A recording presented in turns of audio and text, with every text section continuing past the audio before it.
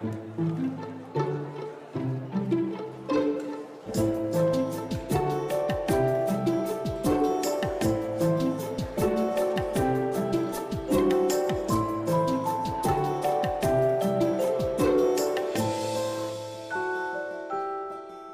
le garde des Sceaux, cher Laurent Sourisseau, alias Ris, mesdames et messieurs, chers amis, c'est une émotion particulière pour moi d'inaugurer cette exposition devant l'auteur de ces dessins et devant vous, monsieur le garde des Sceaux. Il y a 25 ans, pour la première fois, la justice française condamnait un fonctionnaire français pour son implication dans la déportation des Juifs de France durant la Seconde Guerre mondiale. Au terme d'un procès unique par sa nature, unique aussi par son ampleur et les débats qu'il a suscités, le secrétaire général de la préfecture de Gironde de 1942 à 1944, Maurice Papon, a été reconnu coupable du chef d'accusation de complicité de crimes contre l'humanité. Grâce au talent de Ris, que je remercie pour sa confiance et de sa présence ce soir, le Mémorial de la Shoah a décidé de présenter une exposition pour le 25e année de ce procès. Ris a croqué les personnalités des protagonistes et les moments clés de l'audience auxquels il a assisté tout au long de leur durée exceptionnelle, plus de 6 mois, du 7 octobre 1997 au 2 avril 1998. L'exposition repose donc sur une partie seulement des 600 dessins de Ris qui montrent les personnalités et les étapes marquantes de ce procès. Permettez-moi d'en mentionner quelques-unes. Je commence par Michel Slitynski.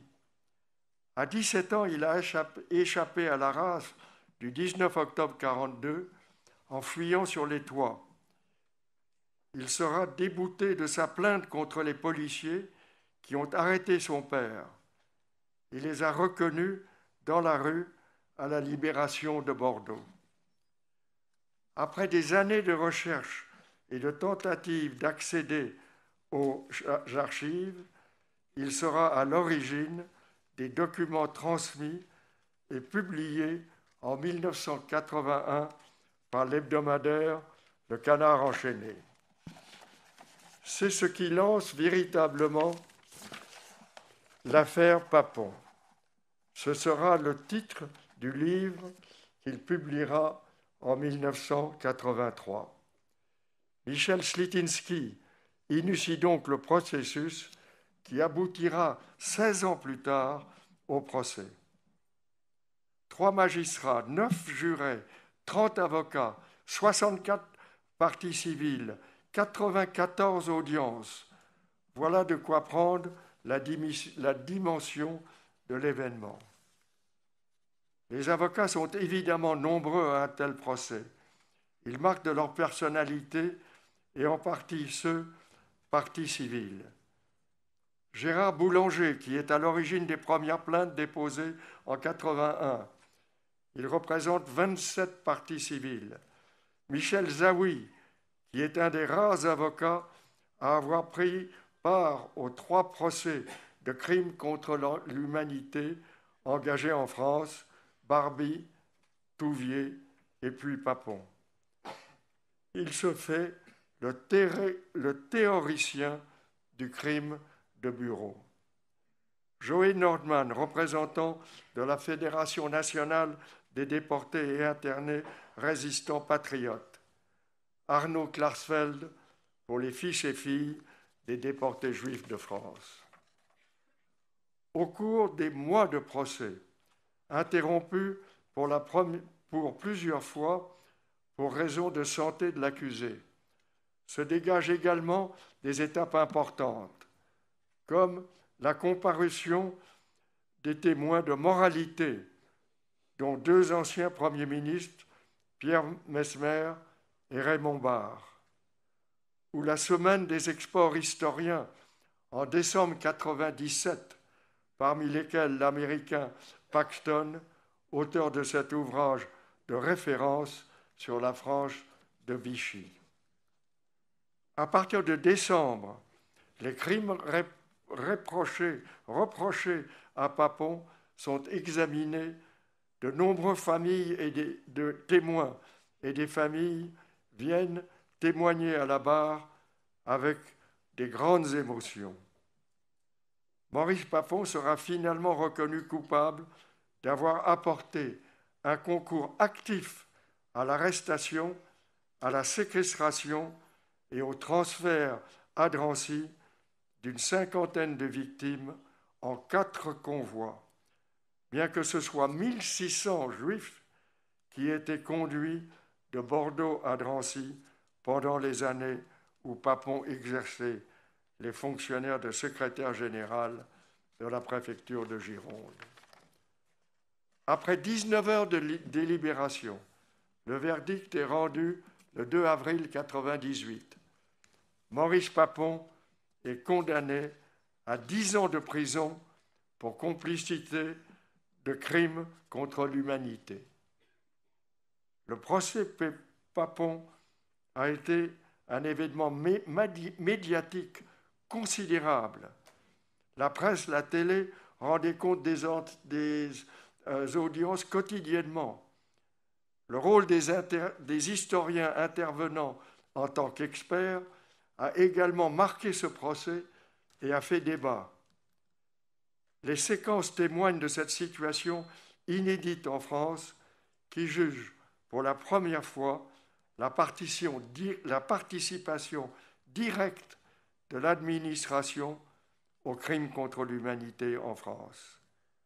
La suite de la carrière de Maurice Papon après la Seconde Guerre mondiale n'est pas non plus étrangère à une inscription hors norme dans la scène judiciaire française. Sa personnalité, le ton à ce procès, Légion d'honneur à la boutonnière, vif, incisif, c'est un homme déterminé qui ne ménage pas ses efforts pour se défendre et tenter de noyer sa responsabilité en insistant sur son rôle d'exécutant face à ses supérieurs René Bousquet et Jean Leguet et à l'occupant nazi. Ce procès hors norme, qui aura suscité bien des débats, je veux tout particulièrement retenir que la justice a été rendue. Je veux aussi retenir que la France est sortie grandie d'avoir su regarder son passé avec une grande lucidité. Oui, il a fallu du temps pour que la complexité de cette trouble époque cesse de masquer les réalités infamantes que la France préférait ignorer. Si le cas Papon permet d'appréhender le rôle des Vichy dans la persécution et la déportation des Juifs de France, Papon illustre également l'ambiguïté de la France de la libération vis-à-vis de celle de la collaboration voulue au nom de la réconciliation. Le cas Papon montre enfin l'ambivalence de certains collaborateurs de Vichy qui, par opportunité, ont aidé des résistants au moment où le vent tournait. Cette ambivalence a permis de masquer les responsabilités derrière cette façade du double jeu. C'est ce qu'illustre la carrière de Papon dans la 4e République, préfet de police de Paris sous De Gaulle, parlementaire, puis ministre de Giscard d'Estaing. Mon père a siégé avec Papon dans un conseil d'administration. C'est dire à quel point son passé était complètement occulté. Le discours du Veldiv de Jacques Chirac montre toute l'importance du procès Papon. Rendre justice des crimes contre l'humanité commis par des Français dans le cadre de leur fonction publique. Ces crimes reconnus imprescriptibles par une loi de décembre 64. Heureusement que c'est en 64 que cette loi a été passée, sinon peut-être que Papon n'aurait jamais été condamné. Et pourtant, en dépit de la déclaration de Jacques Chirac en 1995, du verdict de ce procès et des travaux de tant d'historiens, qui aurait pu imaginer qu'en 2022, un candidat aux élections présidentielles nierait cette responsabilité du régime de Vichy? À sa mesure, le mémorial et ses expositions contribuent à la vérité historique. Et sans ambiguïté, je voudrais que le projet d'anéantissement des Juifs de France a été conçu et mis en œuvre par les nazis. Souligner le rôle de Vichy ne doit pas nous conduire à oublier la responsabilité pleine et entière des nazis, et comme beaucoup d'autres pays, les nazis se sont appuyés sur les administrations locales consentantes et complices, sans laquelle la déportation des Juifs n'aurait pu être menée avec une telle efficacité. Cette vérité historique qu'il nous faut sans cesse rappeler, nous la devons aux victimes, nous le devons à notre nation et nous le devons aux générations actuelles et futures d'en retenir toutes les leçons. Cher Rhys, nous chérissons la liberté d'expression au nom de la très haute idée que nous nous faisons de la justice. Elle repose aussi sur la reconnaissance des faits, comme l'incarne le procès Papon. Nous sommes heureux d'exposer cette part importante que vous y avez prise. Rhys, vous êtes devenu aujourd'hui un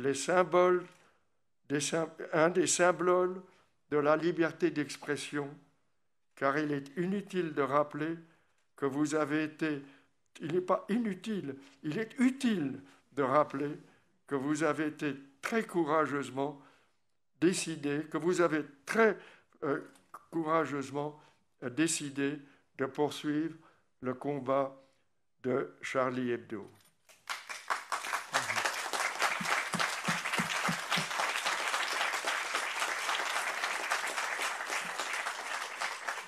Nous mesurons chaque jour à quel point la démocratie est précieuse et fragile.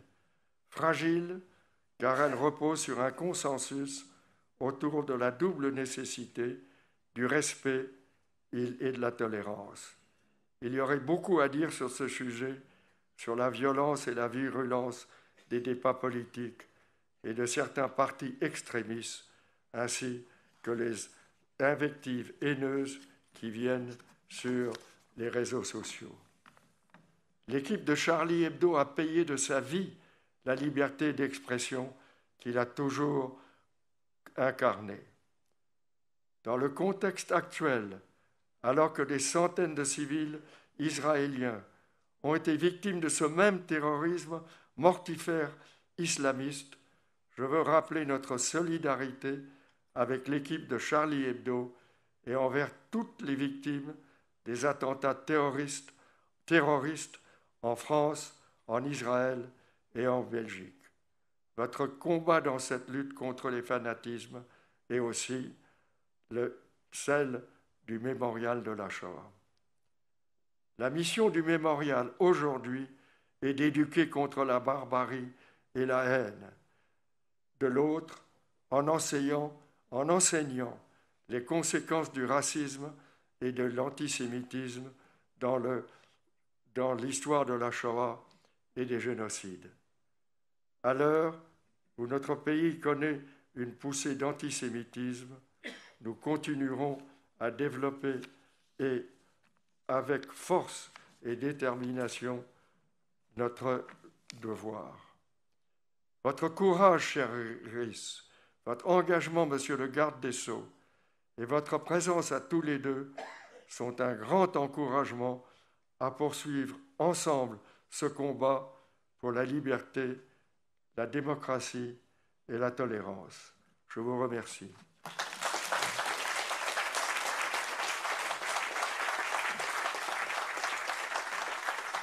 Monsieur le garde des Sceaux. Juste avant de donner la parole au garde des Sceaux, je voudrais saluer Richard Malka, Philippe Val, Véronique Cabu qui est dans la salle également, et tout, pardon pour celles et ceux que je n'ai pas cités, et inviter Monsieur le garde des Sceaux à venir s'exprimer.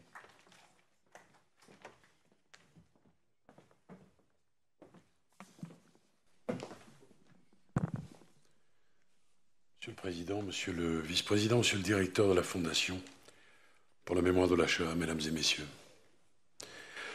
je vous remercie chaleureusement de m'avoir invité ce soir à l'inauguration de cette belle exposition qui retrace un moment fort pour la justice de notre pays, à savoir bien sûr le procès de Maurice Papon, haut fonctionnaire, condamné le 2 avril 1998 pour complicité de crimes contre l'humanité pour sa participation à la déportation de 1690 juifs, dont 200 enfants entre 1942 et 1944.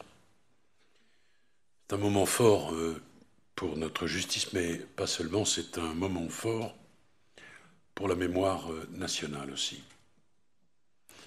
Et le fait que cette exposition se tienne ici, au mémorial de la Shoah, est bien évidemment tout un symbole. Je voudrais, avant toute chose, rendre hommage à Aris, sans qui, bien sûr, nous ne serions pas là aujourd'hui.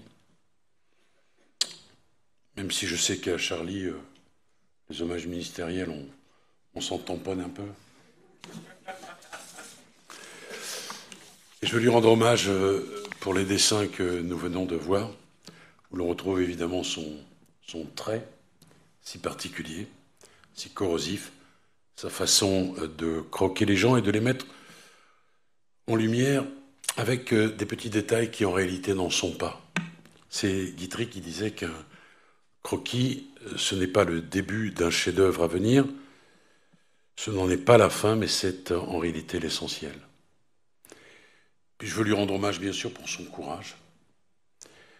Le courage d'avoir repris le crayon après l'horreur de janvier 2015 et le courage qu'il a de continuer à prendre la parole pour inlassablement défendre nos valeurs, les valeurs de la République, de la laïcité, de la liberté d'expression et, disons-le, de la liberté tout court.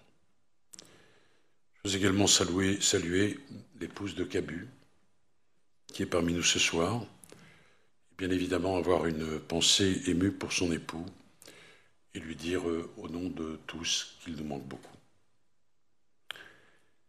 Vous en doutez, l'inauguration de cette exposition ce soir prend une toute autre dimension au regard des événements que nos démocraties vivent depuis quelques jours. Je ne peux évidemment pas prendre la parole devant vous dans cet endroit où l'histoire nous observe, dans cet endroit qui s'est donné la mission essentielle, fondamentale, de ne jamais oublier ce que les Juifs ont vécu dans la première moitié du XXe siècle, sans avoir une pensée particulière pour les 1300 Juifs qui sont morts le 7 octobre dernier dans un massacre qui devrait bouleverser n'importe quel être humain doté d'une âme. Je dis bien devrait, car je ne vous apprends rien. Nous assistons avec stupéfaction, sidération, depuis quelques jours à des comportements inadmissibles de la part de certains irresponsables politiques qui, incontestablement, ont sacrifié leur dignité sur l'autel du clientélisme électoral. Ce qui s'est passé en Israël est une attaque terroriste contre le peuple juif. Il nous rappelle justement combien l'antisémitisme existe toujours et combien nous devons le combattre en France comme partout dans le monde. Vous savez qu'à la suite de ces événements tragiques, j'ai demandé au procureur de notre pays, par voie de circulaire, de mettre en œuvre une réponse pénale extrêmement ferme à l'encontre de tous ceux qui commettraient des actes ou tiendraient des propos antisémites ou encore, bien sûr, feraient l'apologie du Hamas. L'État doit être au rendez-vous, non seulement pour protéger nos compatriotes juifs, mais également pour envoyer un signal fort à tous ceux qui veulent saper les valeurs républicaines. Une semaine après le martyre de plus d'un millier d'innocents israéliens, le terrorisme islamique a frappé à nouveau un innocent, mais cette fois ici, chez nous, en France, à Arras. Et petite parenthèse, j'ai lu, cher Chris, votre édito dans Charlie. Il y a quelques jours, vous disiez une chose tellement juste. Pourquoi est-il facile de désigner les choses par leur nom quand elles ont lieu sous notre nez et si difficile quand elles se déroulent à 3000 kilomètres d'ici, comme en Israël? Vendredi dernier, donc, un terroriste islamiste a assassiné un enseignant, professeur Dominique Bernard. Il a été tué en protégeant ses élèves. Il a été tué 3 ans après un autre professeur, Samuel Paty, par un autre terroriste. Samuel Paty enseignait notre histoire, Dominique Bernard enseignait notre langue, les deux piliers qui, au fond, sont au cœur de notre nation et la définissent. Ils enseignaient à nos enfants à être des êtres libres, curieux, ouverts à la réflexion, ouverts aux autres. Ils enseignaient à nos enfants à être des hommes et des femmes dotés de raison, de culture, de mots, de liberté. Tout l'inverse de ce que prônent ces islamistes enfermés dans une doctrine mortifère, obscurantiste, à l'exact opposé de la tradition philosophique des Lumières que notre pays a mis des siècles à élaborer. Alors je l'ai dit, la réponse pénale, elle doit être ferme. Les lois doivent être sévères, mais ça n'est pas suffisant. Nous devons tous ensemble avoir un discours qui ne laisse aucune ambiguïté. Nous ne devons rien céder devant ceux qui testent et détestent notre République. Nous ne devons pas transiger avec nos valeurs. Nous devons combattre pied à pied, millimètre par millimètre, ceux qui veulent les remettre en cause. Et croyez bien que je déplore que ce discours ne soit pas partagé par tous. J'aimerais conclure mon propos en revenant au cœur de ce qui nous amène ici ce soir, le procès de Maurice Papon. Peut-être que depuis quelques instants, depuis quelques minutes, mes propos vous semblent éloignés de ce qui nous rassemble dans cette salle. Mais je pense au contraire que tout est intimement lié. Le procès Papon, c'est un grand moment de justice. Maurice Papon sera l'un des seuls responsables du régime du Vichy, poursuivi et condamné. Et ce procès est la preuve absolue, irréfutable, mesdames et messieurs, qu'on a beau tourner en rond, on n'a rien trouvé de mieux que la justice pour panser les plaies. En l'occurrence, les plaies d'une nation traumatisée par l'horreur de l'occupant nazi et de ses collaborateurs. Et à cet égard, nous avons souhaité, avec la ministre de la Culture, Rima Abdul-Malak, nous avons souhaité ouvrir de manière anticipée les archives relatives à ce procès pour simplifier encore le travail des historiens, continuer le travail de mémoire et participer à la lutte contre l'oubli et le révisionnisme. Notre état de droit, mesdames et messieurs, n'est pas une faiblesse face à la barbarie, face à ceux qui veulent abattre notre nation et nos valeurs. Je pense tout le contraire. Je pense que l'état de droit est une force. Je pense que la justice est une force. Ce qui distingue la barbarie de la civilisation, c'est la règle de droit. Et j'entendais il y a quelques jours encore Arthur Denouveau, le président de l'association des victimes du Bataclan, qui disait combien le procès des attentats du 13 novembre avait été indispensable pour clore ce chapitre douloureux de la vie des victimes. Alors, voilà le message que je souhaite faire passer ce soir. Dans les moments les plus durs de notre histoire, face aux actes les plus odieux que peuvent commettre des êtres humains, les institutions qui fondent notre démocratie doivent se dresser debout comme de véritables remparts. Ne cédons pas à la facilité consistant à dire qu'il faut s'en affranchir pour punir ceux qui veulent nous détruire. Je souhaite beaucoup de succès à cette exposition qui, j'espère, montrera au plus grand nombre combien la justice est un fondement de notre pacte social.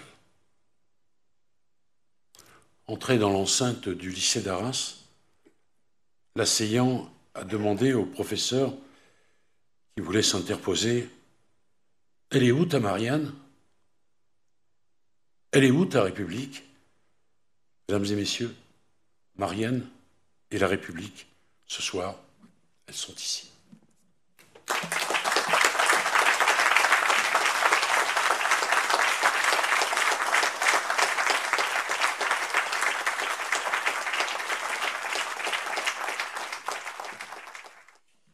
Merci beaucoup, monsieur le garde des Sceaux. Mesdames et messieurs, l'exposition est ouverte. Elle est au 3e étage. Merci. Bonsoir à tous. Tout d'abord, je voulais vous remercier d'être venus si nombreux pour cette conférence. Donc à l'occasion de l'exposition, vous m'entendez bien? Très bien. Donc RIS, le procès Papon, qui a été construit autour des dessins que RIS a réalisés pour Charlie Hebdo. Donc tout au long du procès Papon, du 10 octobre 1997 au 2 avril 1998. On le sait, il s'agit d'un procès hors norme, puisqu'il s'agit du seul procès d'un haut fonctionnaire de Vichy pour crime contre l'humanité. Alors on va revenir évidemment là-dessus avec RIS et Laurent Joly, historien et commissaire scientifique de l'exposition. Nous allons revenir sur l'exposition, sur le procès, et ensuite nous aurons un temps si vous souhaitez poser quelques questions. Mais tout d'abord, je voulais voir avec vous, RIS, finalement, peut-être revenir à 97, et si vous pouvez nous dire ce qui vous a motivé à ce choix de vous rendre à Bordeaux et de documenter jour après jour, presque pendant 6 mois, ce procès.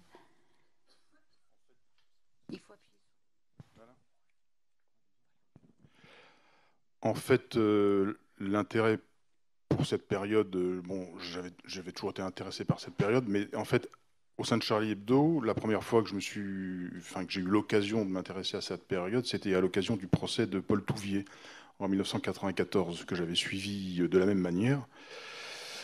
Et donc, à cette époque-là, en 1994, on ne savait pas si le procès Papon aurait lieu un jour, parce que les démêlés judiciaires étaient extrêmement complexes. Et finalement, quand enfin ce procès s'ouvre en octobre 97, quand on annonce durant l'année que le procès aura lieu, je me suis dit qu'il fallait absolument que j'y assiste, parce que c'était un peu dans la continuité de ce que j'avais fait avec le procès Touvier. C'était un autre aspect de la collaboration, et puis c'était aussi... je ne sais pas si c'est la même chose pour les gens de ma génération, mais c'est vrai que quand on a grandi dans les années 70, on voyait bien à travers les cours d'histoire ou ce qu'on pouvait entendre dans les médias que cette période avait été pas toujours bien comprise. En tous les cas, que ce qui s'était passé en France parfois avait été occulté et qu'il avait fallu des nouveaux historiens, une nouvelle génération d'historiens avec Paxton et d'autres pour pas réécrire, mais enfin pour éclaircir des choses qui avaient été un peu cachés ou mal compris pendant des années. Les procès de l'épuration, Laurent pourra en parler mieux, n'ont pas toujours été très satisfaisants, c'est le moins qu'on puisse dire. Donc là, c'était un peu une occasion, si je puis dire, peut-être depuis 1945, pour la justice et aussi pour la société française, de voir comment on allait juger, est-ce qu'on allait mieux juger ces gens-là, ce qui s'était passé que dans les années 45 ou 50. Voilà. Donc c'était ça un peu l'enjeu pour moi, la curiosité de ces procès. On le sait, donc Maurice Papon a été ministre. Il était d'ailleurs ministre quand est paru cet article du Canard enchaîné qui révélait son rôle dans la déportation des Juifs de Bordeaux. C'était en 81. Il a fallu 16 ans avant que le procès ne débute donc à Bordeaux. Est-ce qu'on pourrait revenir avec vous, Laurent Joly, de recontextualiser un peu ce moment qui est 2 ans après le discours du Veldiv de Chirac? Enfin, on sent que c'est un moment de bascule. Bonsoir. Oui, la bascule, elle a vraiment commencé à la fin des années 70 avec l'affaire d'Arquet-de-Pellepoix. L'affaire d'Arquet-de-Pellepoix, vous vous en rappelez pour les plus anciens, c'était le commissaire général aux questions juives d'Arquet-de-Pellepoix qui avait été retrouvé en Espagne par un journaliste et il avait fait une déclaration qui avait été publiée dans l'Express. À Auschwitz, on n'a gazé que des poux. Et donc, ici même, il y avait eu une grande manifestation qui était partie. Ça avait fait la une de l'actualité. Et à partir de ce moment-là, Serge Klarsfeld en profite. Serge Klarsfeld, ça fait 7 ans qu'il a commencé une campagne contre les criminels de guerre nazis allemands. Et il est en train d'obtenir probablement un procès qu'il obtiendra en 1980. Et il se dit, c'est le bon moment, maintenant il faut juger la politique anti-juive de Vichy. Ça, c'est vraiment le début, c'est une déclaration qu'il fait à la presse, et ça va déclencher le reste. Il porte plainte contre Jean Leguet, qui était le bras droit de René Bousquet à la tête de la police française sous Vichy. Et ben là, voilà, vous avez des gens à Bordeaux, Michel Sitinsky, qui se souviennent de Papon, Papon est ministre, donc ils se disent il faut aussi qu'on fasse quelque chose. Et il y a l'article de Nicolas Brimaud dans Le Canard enchaîné. Et là, il y a un magistrat qui va accepter la plainte, une première plainte, comme pour Leguet. Leguet est inculpé, Papon est inculpé en 1983, mais ça va être très long. J'ai retrouvé récemment une interview de Klarsfeld qui, en 1982, dit « J'espère qu'il y aura un procès, je pense en 1984 ». Voilà. Donc, tout ça va être très long. Il va y avoir d'autres personnes qui vont être inculpées. René Bousquet, qui était en fait la cible réelle de Serge Klarsfeld, parce que René Bousquet, c'était le chef de la police de Vichy, et c'était vraiment lui le décisionnaire, celui qui avait eu l'action la plus criminelle. Mais Bousquet avait déjà été jugé en 1949, donc c'était compliqué. Voilà. Et puis Papon se défend. Et puis la justice est freinée. L'année dernière, j'ai rencontré le premier juge d'instruction de l'affaire Papon, donc nommé en 83. Et il me dit, on ne m'a pas du tout déchargé du reste. On ne voulait pas que ce procès ait lieu à Bordeaux. En plus, Papon porte plainte en diffamation. Enfin, voilà, tout ça fait que on va attendre 96 pour qu'il soit enfin renvoyé devant la cour d'assises. Et il est le dernier haut fonctionnaire français vivant. Il y en a eu 4 autres. Ils sont tous morts, inculpés pour crime contre l'humanité. Heureusement, la chance du procès Papon, c'est que Papon avait une santé de fer.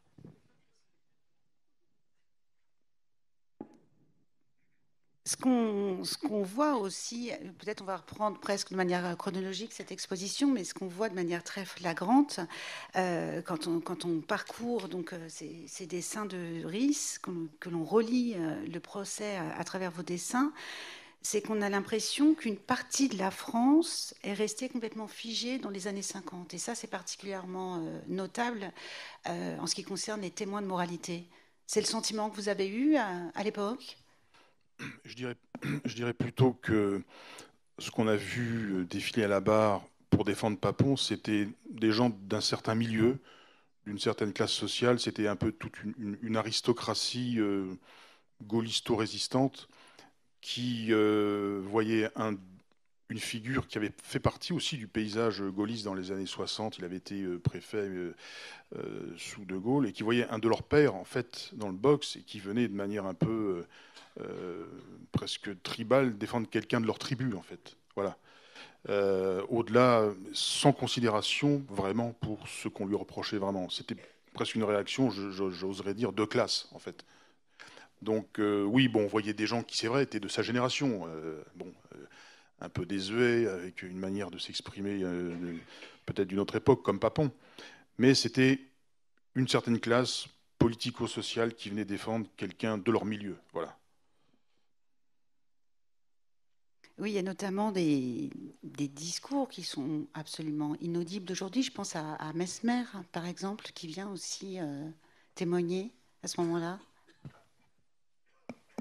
Oui, Pierre Mesmer, donc Premier ministre entre 72 et 74, grand résistant. C'est quelqu'un de bien, Mesmer. On se dit qu'est-ce qu'il va dire, et il va dire des choses absolument scandaleuses. Et d'ailleurs, je le signalais tout à l'heure à Rhys, Rhys est le seul journaliste français à avoir osé publier les propos de Mesmer. Même Libé, et je dis peut-être une bêtise, je n'ai pas vérifié le Canard enchaîné, mais je ne crois pas que le Canard enchaîné l'ait relevé. Et parce que Mesmer, à la fin de son intervention, alors il est mal à l'aise parce que c'est un gaulliste, il condamne la politique anti-juive de Vichy, il n'y a pas de problème, mais il trouve qu'en fait les juifs en font trop. Et il finit là cette phrase en disant que malgré tout le respect qu'il a pour les pauvres gens qui sont là, il a encore plus de respect pour les résistants qui sont morts pour la France. Voilà, c'est tout à fait indécent et déplacé. Et c'est pour ça que personne n'a osé le relever à part toi, Rhys. Il y a un autre résistant qui est moins prestigieux, qui faisait partie du réseau Jade Amicole, qui fait une remarque du même genre, qui disait mais les résistants, eux en plus, ils étaient torturés. Donc, dans les gens de cette génération, on a l'impression qu'ils ont une espèce de hiérarchie de la souffrance assez étrange et curieuse, et qui montre que les gens de cette génération, au lendemain de la guerre, ils ont eu beaucoup de mal à accorder une place aux persécutions juives dans le panthéon, je veux dire, de la souffrance subie par les Français. Ce qui était au-dessus de tout, c'était les résistants. Puis après, le reste, ça venait après, en fait. Voilà. Oui, c'est absolument flagrant. Et puis, il y avait l'affaire Touvier avec Pompidou quelques années plus tôt. Vous avez le sentiment que le fait que ce procès ait été freiné, c'était aussi lié à ces questions-là, des questions politiques, du fait que ces hommes politiques étaient toujours au pouvoir? Que c'était une idée de la France qui était insoutenable, en fait. Oui, c'est clair que Papon appartient très clairement à ce qu'on appelle l'élite du pouvoir. Donc il fait partie de ce milieu-là. Enfin, il faut quand même juste rappeler le CV. C'est un préfet, c'est un député, c'est le trésorier du parti gaulliste, c'est ministre du budget pendant 4 ans de Raymond Barre. On est au plus haut sommet de l'État, avec des relations sociales. Il connaît tout le monde enfin, c'est le parti gaulliste qui est au pouvoir pendant presque 25 ans. Donc il est vraiment dans le... Normalement, c'est un intouchable. Et c'est ça le caractère vraiment extraordinaire du procès, c'est comment on est arrivé à toucher un intouchable. Et comment sans être péjoratif, c'est eux-mêmes qui se qualifient comme ça, comment des petits juifs, c'est des juifs de Mériadec qui sont très couleur locale, fils d'immigrés mais en même temps qui sont complètement dans le type bordelais, comment des petits juifs de Mériadec vont arriver à obtenir la condamnation d'un papon. Voilà, c'est vraiment une anomalie en fait. Et c'est aussi un procès qui finalement a été relayé de manière assez ambiguë par la presse. En tout cas, il y a eu des moments où on le voit d'ailleurs dans votre livre, c'est-à-dire que vous avez l'impression d'assister, Rhys, à un procès qui n'est pas le même que celui dont vous voyez la recension dans la presse. Moi, ce procès, je l'ai suivi comme on fait un reportage. C'est vrai. On est en reportage, donc je vois des choses, j'écoute, je note et je restitue du mieux possible au lecteur, sans occulter mon point de vue et ma sensibilité. Mais enfin, j'essaie de donner, quel que soit le sujet, ça peut être un procès pour crime contre l'humanité ou un reportage en province, en France, c'est le même principe. Donc c'est vrai que, bon, moi c'est comme ça que je travaille, c'est un peu comme ça qu'on travaille à Charlie Hebdo, mais c'est vrai que quand je lisais la presse, des fois, je me disais, mais tiens, pourquoi ils n'ont pas parlé de ça? Tiens, pourquoi ils insistent là-dessus? J'avais pas vraiment la même perception, après chacun sa sensibilité, mais c'est vrai que, bon, moi j'aime pas juger ce que font les autres médias, chacun fait ce qu'il veut, mais du coup je me disais que finalement ma présence au procès n'était pas inutile, parce que si je m'étais contenté de ce qu'il y avait dans la presse, il y a des choses que j'aurais pas vues. Mais c'est un phénomène qu'on voit aussi dans d'autres procès d'assises. Souvent, quand on n'a pas suivi un procès et qu'on voit les comptes rendus dans les médias, on voit des gens qui, à la sortie du tribunal, hurlent, protestent, etc. Mais quand on est à l'intérieur et qu'on suit vraiment tous les jours un procès, on comprend aussi un peu mieux ce qui se passe. Et c'est vrai que je dirais que le temps médiatique, c'est pas le temps de la justice. Et la manière avec laquelle les médias aiment parler d'événements, que ce soit judiciaires ou autres, le temps de la justice est plus lent, il est plus comment dire, il est moins préoccupé par la logique médiatique qui est de maintenir aussi l'attention du public, parce que le procès au départ il devait durer 3 mois, il en a duré 6. Et c'est vrai qu'au bout de 3 mois, les journalistes commençaient à être lassés parce que c'était pas vraiment le planning qu'ils avaient organisé pour eux-mêmes et puis même pour leur rédaction. Donc il y avait une espèce de lassitude qui, moi, me mettait mal à l'aise parce qu'en fait, ce qu'on voyait dans le tribunal, c'était des examens de convois. 1 convoi, 2 convois, 3 convois. Et c'est vrai qu'on voyait la routine administrative se mettre en place. Et en fait, on voyait que cette routine lassait les journalistes. C'est-à-dire que c'est un peu bizarre quand même que 80 ans après, et je dirais que la routine de l'administration de 1942, finalement, elle gagnait aussi les journalistes.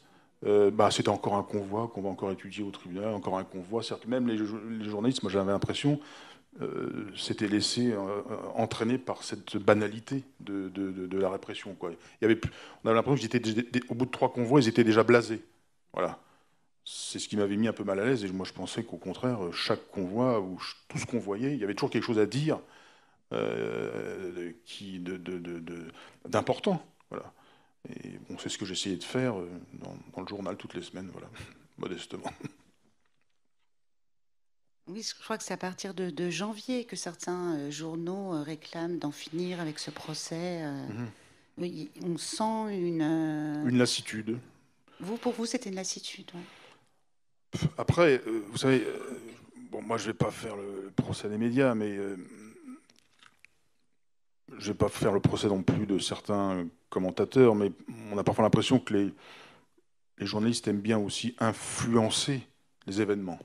Voilà. Créer aussi un climat qui peut-être influencera les jurés. Et bon, c'est un peu curieux la manière avec laquelle, certaines choses ont pu être écrites. Dire au mois de janvier, ça suffit, le procès a assez duré, franchement, c'était scandaleux en fait. Non, c'était pas terminé ce procès, il y a encore beaucoup de choses à dire, et je comprends pas comment on pouvait écrire ça au mois de janvier. En tous les cas, moi, c'était pas mon point de vue. Comment vous le lisez, vous, Laurent Joly? D'abord, je trouve qu'il faut, là, vraiment, pour le coup, sans faire de promotion, mais vraiment rendre hommage à ton travail, Iris, parce qu'en ayant beaucoup travaillé sur le procès Papon et la manière dont il a été restitué par la presse, sans ton travail, on n'aurait pas le savoir et les connaissances qu'on a. Parce que c'est quand même assez frappant de voir effectivement à quel point, au bout d'un moment, ça a ennuyé les journalistes et comment les comptes rendus sont extrêmement impressionnistes. Au point que quand on travaillait avec Lucille Lignon, que je ne sais pas où elle est, mais on a vraiment énormément travaillé, parfois on cherchait des précisions, on cherchait on se disait, tiens, Rissi a dit ça, mais qu'est-ce qui est dit dans les autres journaux? On ne trouvait pas. Il y a plein d'incidents qui sont complètement occultés. Et alors, ça tient à différentes choses. Ça tient d'abord, effectivement, au regard qui est le tien et à l'attention que tu as voulu porter à ce procès. Ça tient peut-être aussi à la place où, simplement, tu es prêt, les autres sont loin, parce que le dessinateur de presse, c'est très privilégié pour suivre ce procès, même si on voit que tu es mal assis et que tu portes... Et puis, il y a quand même, effectivement, une forme de... Ce que tu as fait allusion à l'Express. On ne va pas attaquer le journaliste en question, mais le journaliste en question a quand même assez mal tourné. Il a fini à l'extrême droite. Donc il y a eu des journalistes très influents qui ont, à partir de janvier, joué la petite musique de l'acquittement. Et ça, l'Express, c'est flagrant. Le Monde, c'est limite. Et vraiment, on se dit que effectivement, on peut comprendre que Varro était convaincu qu'il allait obtenir l'acquittement. Et vraiment, pour lui, en février, ça a basculé du bon côté. C'est bon.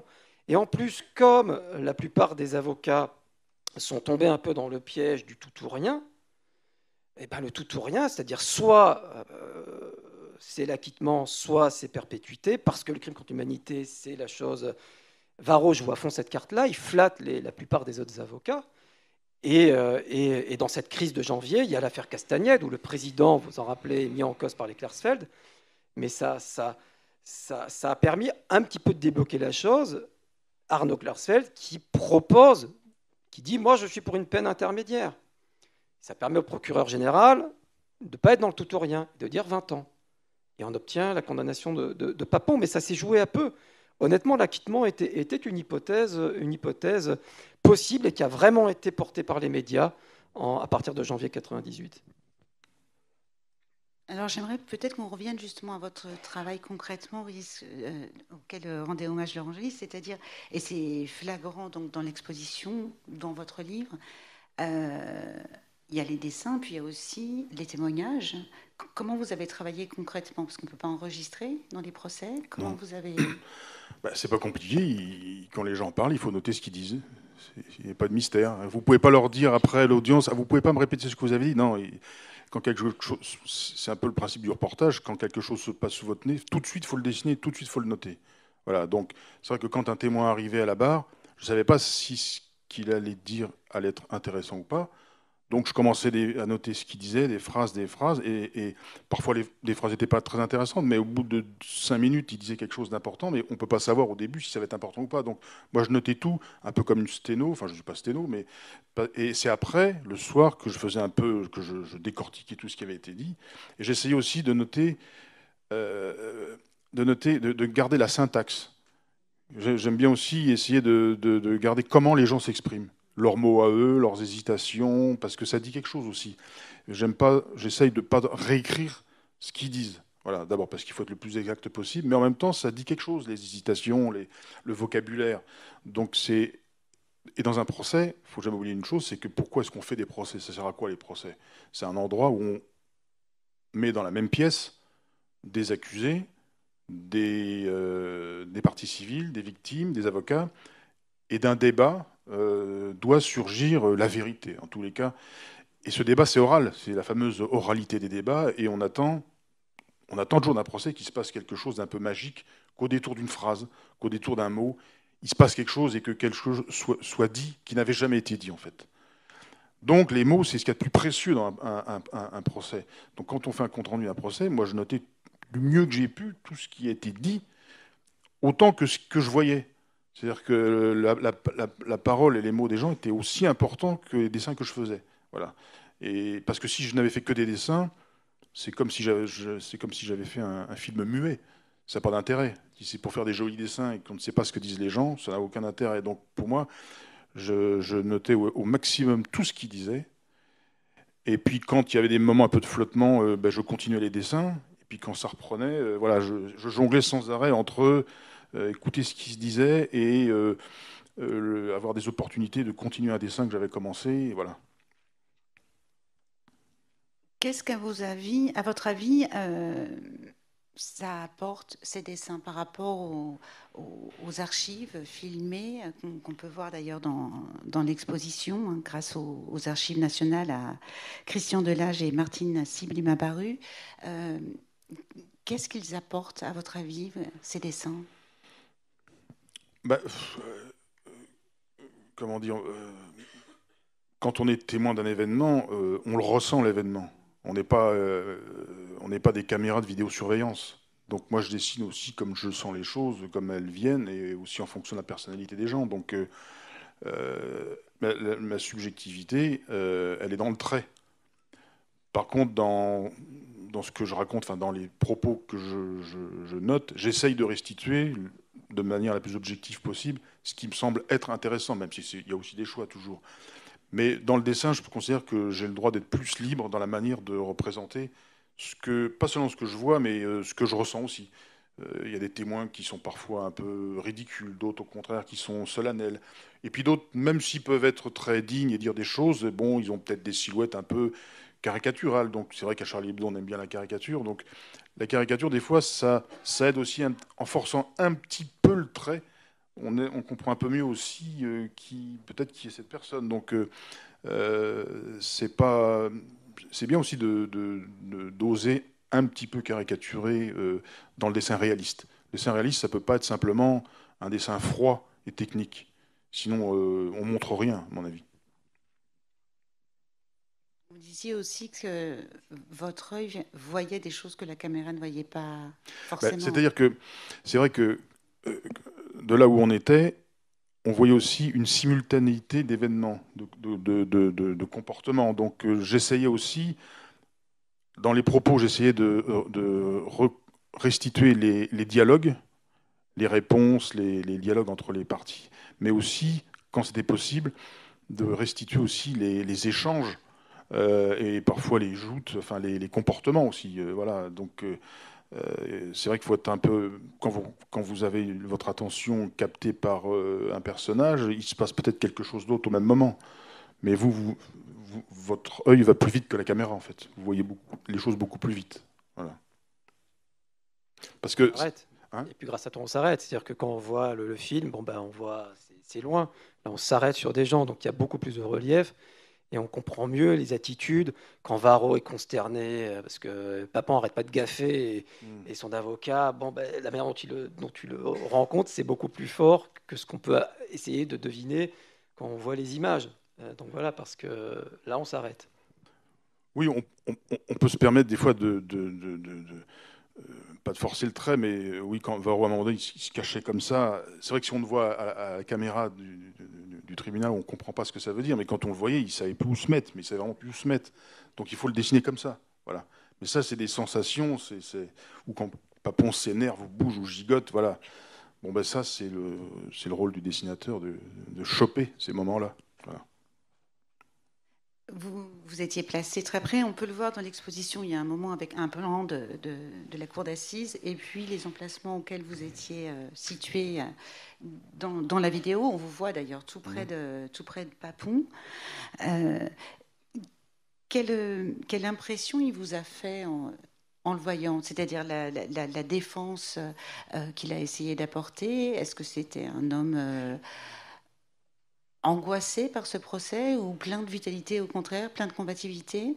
Enfin, quand on voit vos images, Bien, le premier jour, c'est toujours un moment un peu de flottement parce que les gens s'observent, on ne sait pas très bien qui est qui, mais très vite, je me demande si c'est pas la première audience ou la deuxième audience, Maître Varro, à un moment donné, a osé dire, enfin a osé, pour désigner Papon, il a dit « Monsieur le ministre ». Il l'a dit une fois, il l'a pas dit deux fois.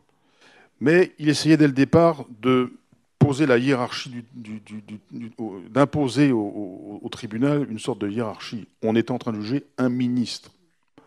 Et c'est vrai que Papon, quand on le voyait arriver dans son box, il sortait sa sacoche de ministre, il ouvrait sa sacoche de ministre, il répondait comme un ministre, on avait l'impression qu'on était au Conseil des ministres, et puis quand il en avait marre vers 4 heures de l'après-midi, il rangeait ses affaires, il avait l'air de dire « Bon, maintenant ça suffit, je suis fatigué, j'en ai ras-le-bol, je lève le Conseil des ministres ». Enfin, on sentait que c'était un homme de pouvoir et d'autorité. Bon, sauf qu'il était dans le box.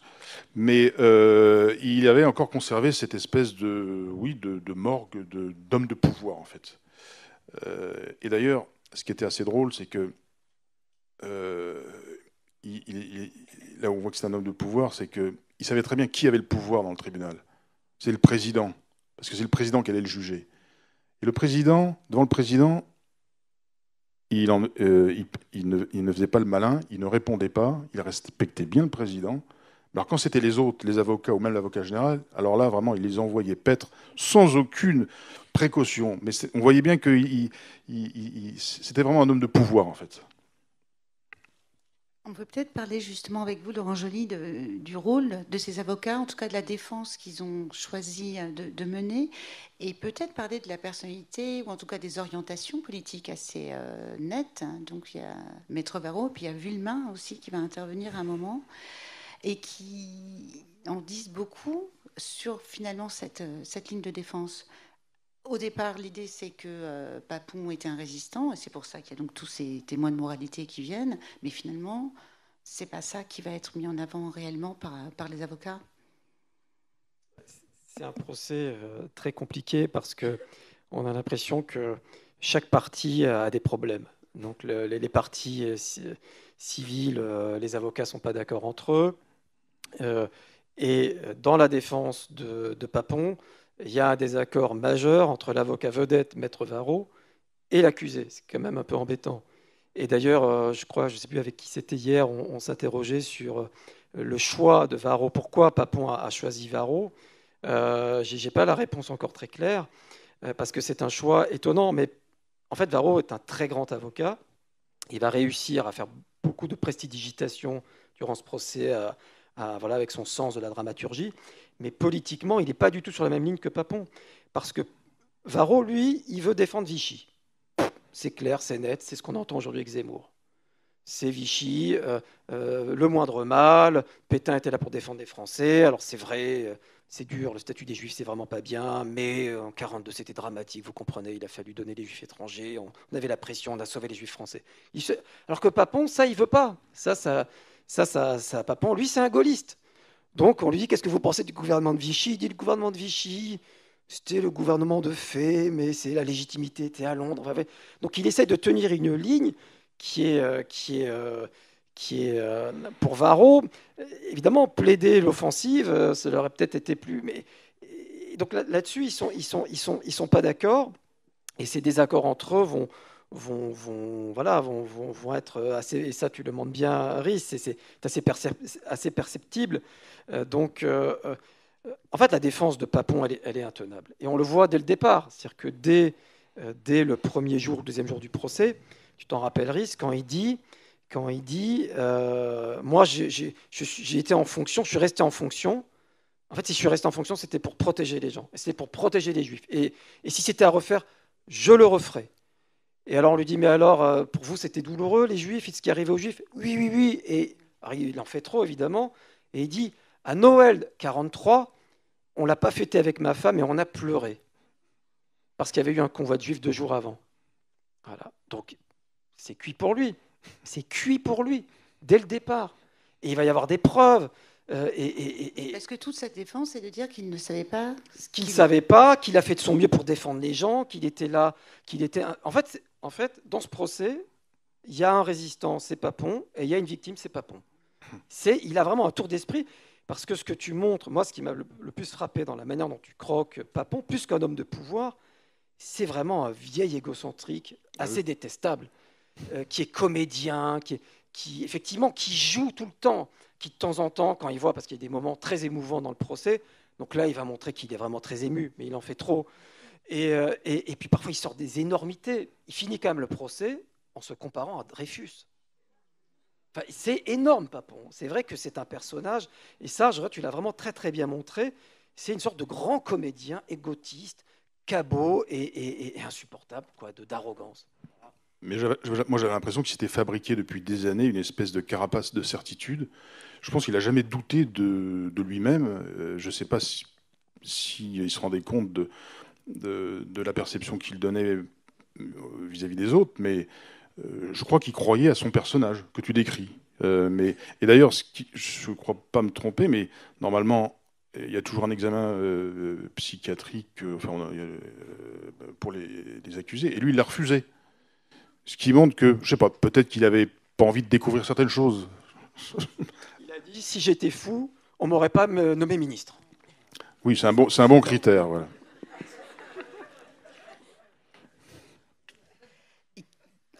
Il changeait d'attitude justement face aux partis civils.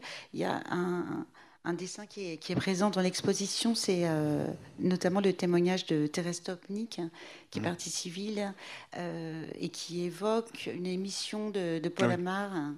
Vous pouvez nous raconter? Alors ça, c'est avant le début du procès. Je crois que c'est Paul Amar qui, sur un plateau de télévision, lui montre 2 photos de la famille Stopniki, de 2 enfants, et il balaye ça d'un revers de manche.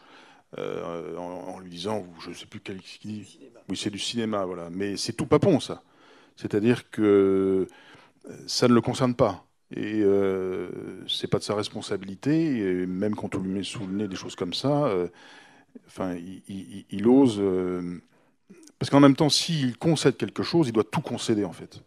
Donc il est obligé de tout nier, en fait. Et ça a été ça pendant tout le procès, et même pendant toute sa vie, en fait. Il s'est fabriqué un personnage complètement irréel, qui ne correspond pas à la réalité, mais ce personnage, c'est presque une structure psychologique classique chez les criminels. Pour faire ce qu'ils font, ils se convainquent d'abord qu'ils ne font rien de mal. Et comme ça, ils peuvent tout faire. Voilà. Mais il va s'expliquer, en tout cas, face à cette femme, en expliquant que oui, Paul Amar avait dit qu'on ne lui montrerait pas de documents, je crois qu'il y a quelque chose comme ça. Mais il y a un échange, ce moment où elle peut enfin regarder le bourreau dans les yeux. C'est-à-dire que je me souviens plus exactement des détails de ce moment, mais c'est vrai que normalement, on voit arriver à la barre des victimes, des gens qui parfois ont été déportés, et on les met à 5 mètres de quelqu'un qui a participé à la décision qui les a déportés. Or, quand on regarde les circonstances de ce type de crime, qui est un crime très complexe, puisque ça fait intervenir normalement d'individus, de l'administration aux soldats, enfin bon, il y a un fractionnement de la responsabilité en une multitude d'acteurs qui donne l'illusion à chacun de n'avoir rien fait, puisque aucun n'a commis le crime totalement lui-même. Donc on a l'impression qu'ils ne sont responsables de rien. Et tout a été fait de 42 à 44 pour que jamais les acteurs ou les décisionnaires de ce crime ne voient leurs victimes, en fait. Et là, dans un procès, Papon avait à 5 mètres de lui des gens dont il avait signé parfois la déportation. Et vous parliez des moments, quand les moments, un des moments qui m'a le plus saisi, c'est quand, je crois, c'était Léon Ziegel qui a été déporté à 15 ans, tourne la tête vers Papon et croise le regard de Papon. C'est-à-dire que ce regard n'aurait jamais dû exister dans la logique des criminels et dans l'organisation du crime. Et la justice, rien que ça, c'est un moment de justice. La justice arrive à faire en sorte que la victime peut poser un regard sur son bourreau et que le bourreau est obligé de le soutenir. Voilà. Et rien que ça, déjà, pour moi, ça justifiait un procès. Pour moi, déjà, la justice, je ne sais pas si elle allait être bien rendue à la fin, mais au moins, c'est un moment de justice, un moment furtif de justice. Voilà. On va revenir sur leur verdict un peu plus tard, mais peut-être il y a aussi tous les avocats des parties civiles dont on n'a pas parlé encore. Il y a Gérard Boulanger, Nordman, Zawi, Arnaud Klasfeld. Il y a aussi une autre personne qui est très importante, c'est Stetensky, qui a été en quelque sorte à l'origine du procès Papon. Vous pouvez éventuellement nous les présenter en quelques mots ? L'origine, effectivement, c'est Stetensky, dont on rappelait tout à l'heure qu'il avait fait une démarche qui est très rare à la Libération. C'est de chercher, il avait croisé dans la rue le policier qui avait arrêté sa famille et qui aurait dû l'arrêter. J'ai peu de témoignages comme ça. On a toujours Joseph Schwartz, qui est toujours vivant, qui a 96 ans et qui raconte qu'il lui est arrivé la même chose. Sauf que lui, ce qu'il a fait, c'est qu'il a voulu casser la gueule au policier. Il a fini au trou. Porter plainte, ça paraissait improbable. Et Stetensky a essayé. C'était assez tardif, et donc c'était au moment où c'était la justice militaire qui s'occupait de ça. Donc il a été retoqué par le tribunal militaire de Bordeaux. Et donc voilà, il a cherché, il a continué. Et donc il est vraiment le principal acteur initial, Stetensky. Donc c'est lui qui va donner les documents à Nicolas Brimaud pour le Canard enchaîné. Et puis il y a la famille Matisson. La famille Matisson. Alors, le père est un rescapé.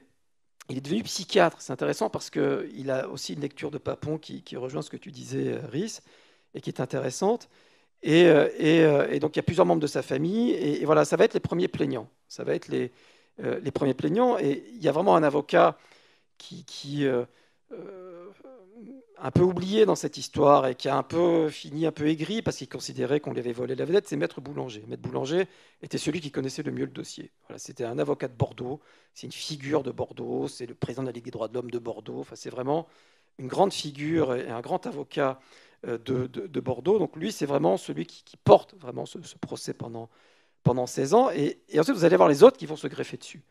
Comme pour les autres procès pour crimes contre l'humanité, les associations, la Fédération nationale, la FNDIRP des internés politiques, etc. Donc, communistes. Vous avez d'autres associations. Et puis, vous avez les Klarsfeld, qui vont également finir par porter plainte au nom de leur association des fils et filles des fils et filles déportés de France. Voilà, donc ils n'ont pas les mêmes stratégies, ils s'entendent pas bien entre eux. Alors Slitinsky va finir par rejoindre le clan Klarsfeld alors qu'il était ami avec Boulanger. Enfin voilà, tout ça a cheminé de manière assez complexe. Et il y a eu ces désaccords qui se sont montrés dès le début du procès. Parce qu'au début du procès, on libère Papon. Et ça, c'est pas normal normalement dans un procès de cour d'assises. L'inculpé, il est emprisonné. C'est une règle de base qui là va ne pas être respectée parce qu'il il a fait un malaise cardiaque un peu imaginaire. Et donc, voilà. Et ça va être... Une partie des avocats vont pas le pardonner à Castagnède, et puis Boulanger va essayer de mettre... Voilà. Et dès le départ, et tout le long, ça va continuer, jusqu'au verdict. Il y a aussi ce moment où les Klarsfeld vont mettre en avant le fait que la Castagnède, en fait, que les membres de la famille de Castagnède sont directement reliés au procès en cours, puisqu'ils ont été déportés, je crois, c'est ça, c'est des coups. En fait, il y a une dame qui vient voir un soir à son hôtel, alors, je ne sais plus qui c'est, mais enfin, c'est tout de suite les Klarsfeld qui ont cette information, et que eux, qui est une information qui peut être problématique, qui est que Castagnède a un lien de famille avec une partie civile. Donc ça, c'est quelque chose dont pourrait s'emparer Maître Varro, et pour faire casser ou pour faire, je ne sais pas exactement juridiquement ce qui... Mais ça peut être une source d'annulation. Donc les Klarsfeld décident de lancer le truc pour déjà évacuer cette possibilité-là, mais aussi pour faire pression sur le président Castagnède, parce qu'on est à un moment, on est autour du 20 juin 98. Et on le disait tout à l'heure avec Chris, c'est le moment où ça bascule dans les médias, où on n'est plus tellement, on en a marre de ce procès. Donc, Klarsfeld, d'ailleurs, l'a dit assez ouvertement sur, je crois, Radio J à l'époque. Maintenant, on le tient, le président. Voilà. Donc, vous voyez que là, on a des militants qui veulent obtenir quelque chose. Et c'est-à-dire la condamnation de Papon qui commence à être plus si évidente qu'elle l'était au début. Mais ça n'a pas été compris, en tout cas dans les médias au départ. Enfin, non, les médias sont contre. Les médias, à ce moment-là, sont plutôt contre les Klarsfeld. Je me rappelle d'une interview que donne Klarsfeld sur France, le Klarsfeld père, Serge, parce que son fils est à Bordeaux, dans le tribunal, et le père est autour, et le militant. Mais en fait, ce qui n'a pas été compris, c'est que ce qu'ils font là, c'est-à-dire cette pression, ces meetings autour du procès, c'est ce qu'ils font depuis 17 ans. C'est ce qui leur a permis d'obtenir la condamnation de 3 hauts responsables nazis en France. Hagen, qui était le bras droit du chef de la police, Litschka, qui était le chef de la Gestapo, et Heinrichsson, qui était l'un des cadres de la SS, qui a été décisionnaire pour la déportation d'enfants et de vieillards. Donc, pour faire bouger la justice allemande, ils avaient dû faire ça. Ils avaient dû faire vraiment du militantisme très agressif. Et donc, ils continuent, parce qu'ils savent que là, avec un Papon, on a affaire à quelqu'un qui est très protégé, et que ce président, il est certes très honnête, mais il peut pencher du côté de l'acquittement. En tout cas, c'est ce qu'ils pensent. Donc, c'est ça qui explique, effectivement, que ça n'a pas été compris, qu'ils sont seuls, mais c'était déjà le cas au moment du procès Touvier. Et finalement, l'histoire leur a donné raison. Vous, Rhys, vous l'avez compris sur le moment où vous étiez en désaccord avec cette stratégie? Non, c'est vrai que c'était très déconcertant, en fait. Voilà, parce que le président Castagnède, moi, me semblait un président tout à fait rigoureux et méthodique, et j'avais du mal à le voir comme quelqu'un qui pouvait acquitter Papon. C'est vrai que là, le tapage médiatique sur le soi-disant risque d'acquittement, moi j'avais du mal à le comprendre. Alors j'étais peut-être un peu candide ou novice, mais je me disais, mais quand il va falloir répondre aux questions au moment du délibéré, est-ce que Papon fait ceci, est-ce que ça fait cela? Mais il y a plein de questions où évidemment ils allaient répondre oui. C'était pas possible de dire qu'il n'avait absolument rien fait. C'était pas possible qu'il traverse toutes ces questions en disant à chaque fois non, non, non, il n'a rien fait. Donc je me dis, mais ça veut dire quoi? Ça veut dire que pour qu'il soit acquitté, il faut qu'à chaque fois, pour toutes les questions, on va dire non à chaque fois. Mais ça me semblait surréaliste, parce que quand même, on voyait des documents signés de sa main, signés de sa main. On n'était pas dans l'interprétation, qu'est-ce qu'il a fait? On voyait bien qu'il a fait des choses. Donc si, avec des documents comme ça, on parle d'acquittement, alors moi, je ne comprends plus très bien comment fonctionne la justice. C'est pour ça que moi, j'ai toujours été un peu dubitatif sur la possibilité d'un acquittement. Et c'est vrai que toutes les stratégies qui en découlent, moi, m'ont un peu déconcerté. Voilà, je vais être honnête. Mais c'est vrai qu'on oubliait que les Klarsfeld sont des militants, ils ont des techniques militantes qui sont efficaces, ils ont joué leur rôle de militants. Voilà. Bon, c'est leur méthode, mais c'est vrai que ça faisait un peu, ça faisait un peu tâche avec des avocats qui ont des stratégies plus classiques. Voilà. Oui, mais justement, par rapport à ce que tu dis, Iris, si on était resté sur cette idée du tout ou rien, c'est-à-dire que le crime communautaire, on décide de le mettre, ça aurait été plus compliqué. Là, il y avait une solution qui était proposée au jury et ça lui a permis de condamner. Si le jury avait été pris en otage entre ceux qui disent, c'était la stratégie de Varro, il était malin, le crime contre l'humanité, c'est pas un truc qui finit en délit, arrestation arbitraire, c'est pas ça le crime contre l'humanité, il faut le mettre. Et c'est ce que pensaient aussi la plupart des avocats. Klarsfeld, en plaidant, je parle d'Arnaud, en plaidant en 10 ans, en réclamant la peine intermédiaire, il offre une solution au procureur général, qui du coup va plaider 20 ans, parce qu'il voit bien qu'il y a quand même sur est-ce que Papon savait des problèmes. Donc c'est plus facile pour lui, et c'est plus facile pour le jury de condamner, comme tu dis, parce qu'on ne peut pas dire non, au bout du compte, c'est pas possible, il faut trouver une solution. La solution, c'était les 10 ans. Voilà. Alors effectivement, ça a déconcerté, mais au bout du compte, c'est un résultat qui est quand même mieux que si ça avait été un acquittement. C'est-à-dire qu'en fait, les 10 ans, enfin, dans une décision de justice, il y a 2 étapes.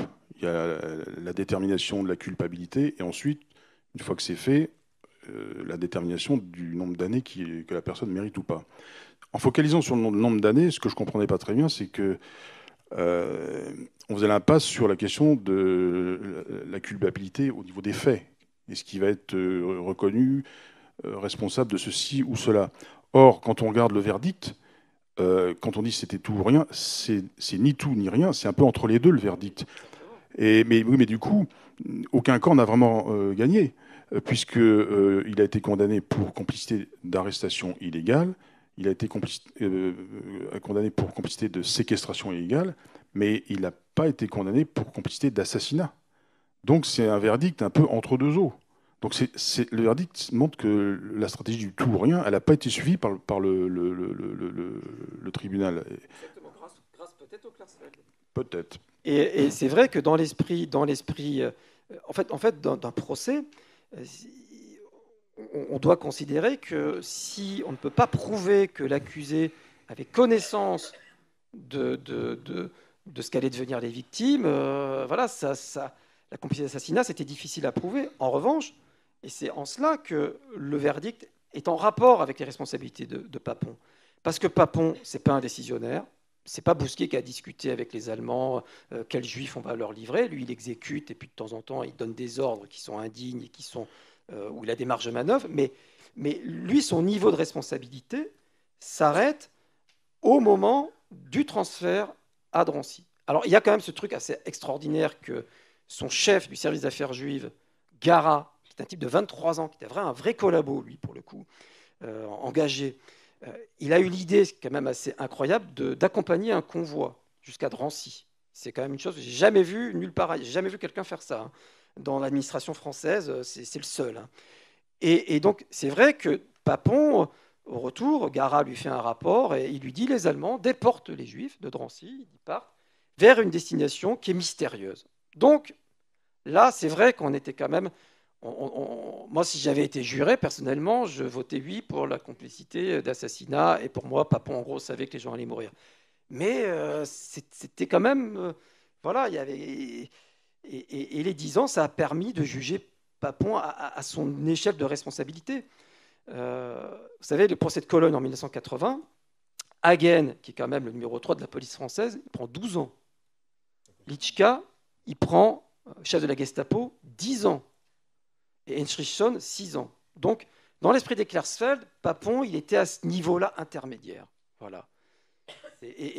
Donc, il y a un lien entre la réalité historique et ce verdict, au bout du compte. Mais il y a aussi un sentiment de trahison pour certains.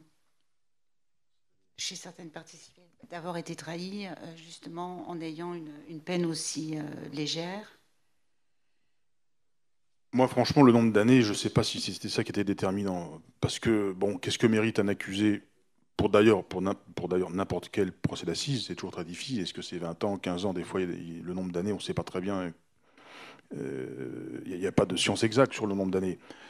Pour moi, ce qui est important, c'était la définition de sa responsabilité, de sa culpabilité, voilà, de complice ou pas. C'est ça le cœur du je parlais problème. de la peine intermédiaire, en fait. Enfin, le fait d'être dans une... Pour moi, le nombre d'années, bon, bien sûr que, logiquement, vu la gravité, c'est ce que je disais tout à l'heure, je me disais que peut-être la justice, dans les années 90, jugerait peut-être plus sévèrement que 20 ans auparavant dans des procès de Cologne. Peut-être qu'elle avait évolué. Mais c'est plus la définition de sa culpabilité qui pose débat, en fait. Surtout dans la complicité d'assassinat. Voilà.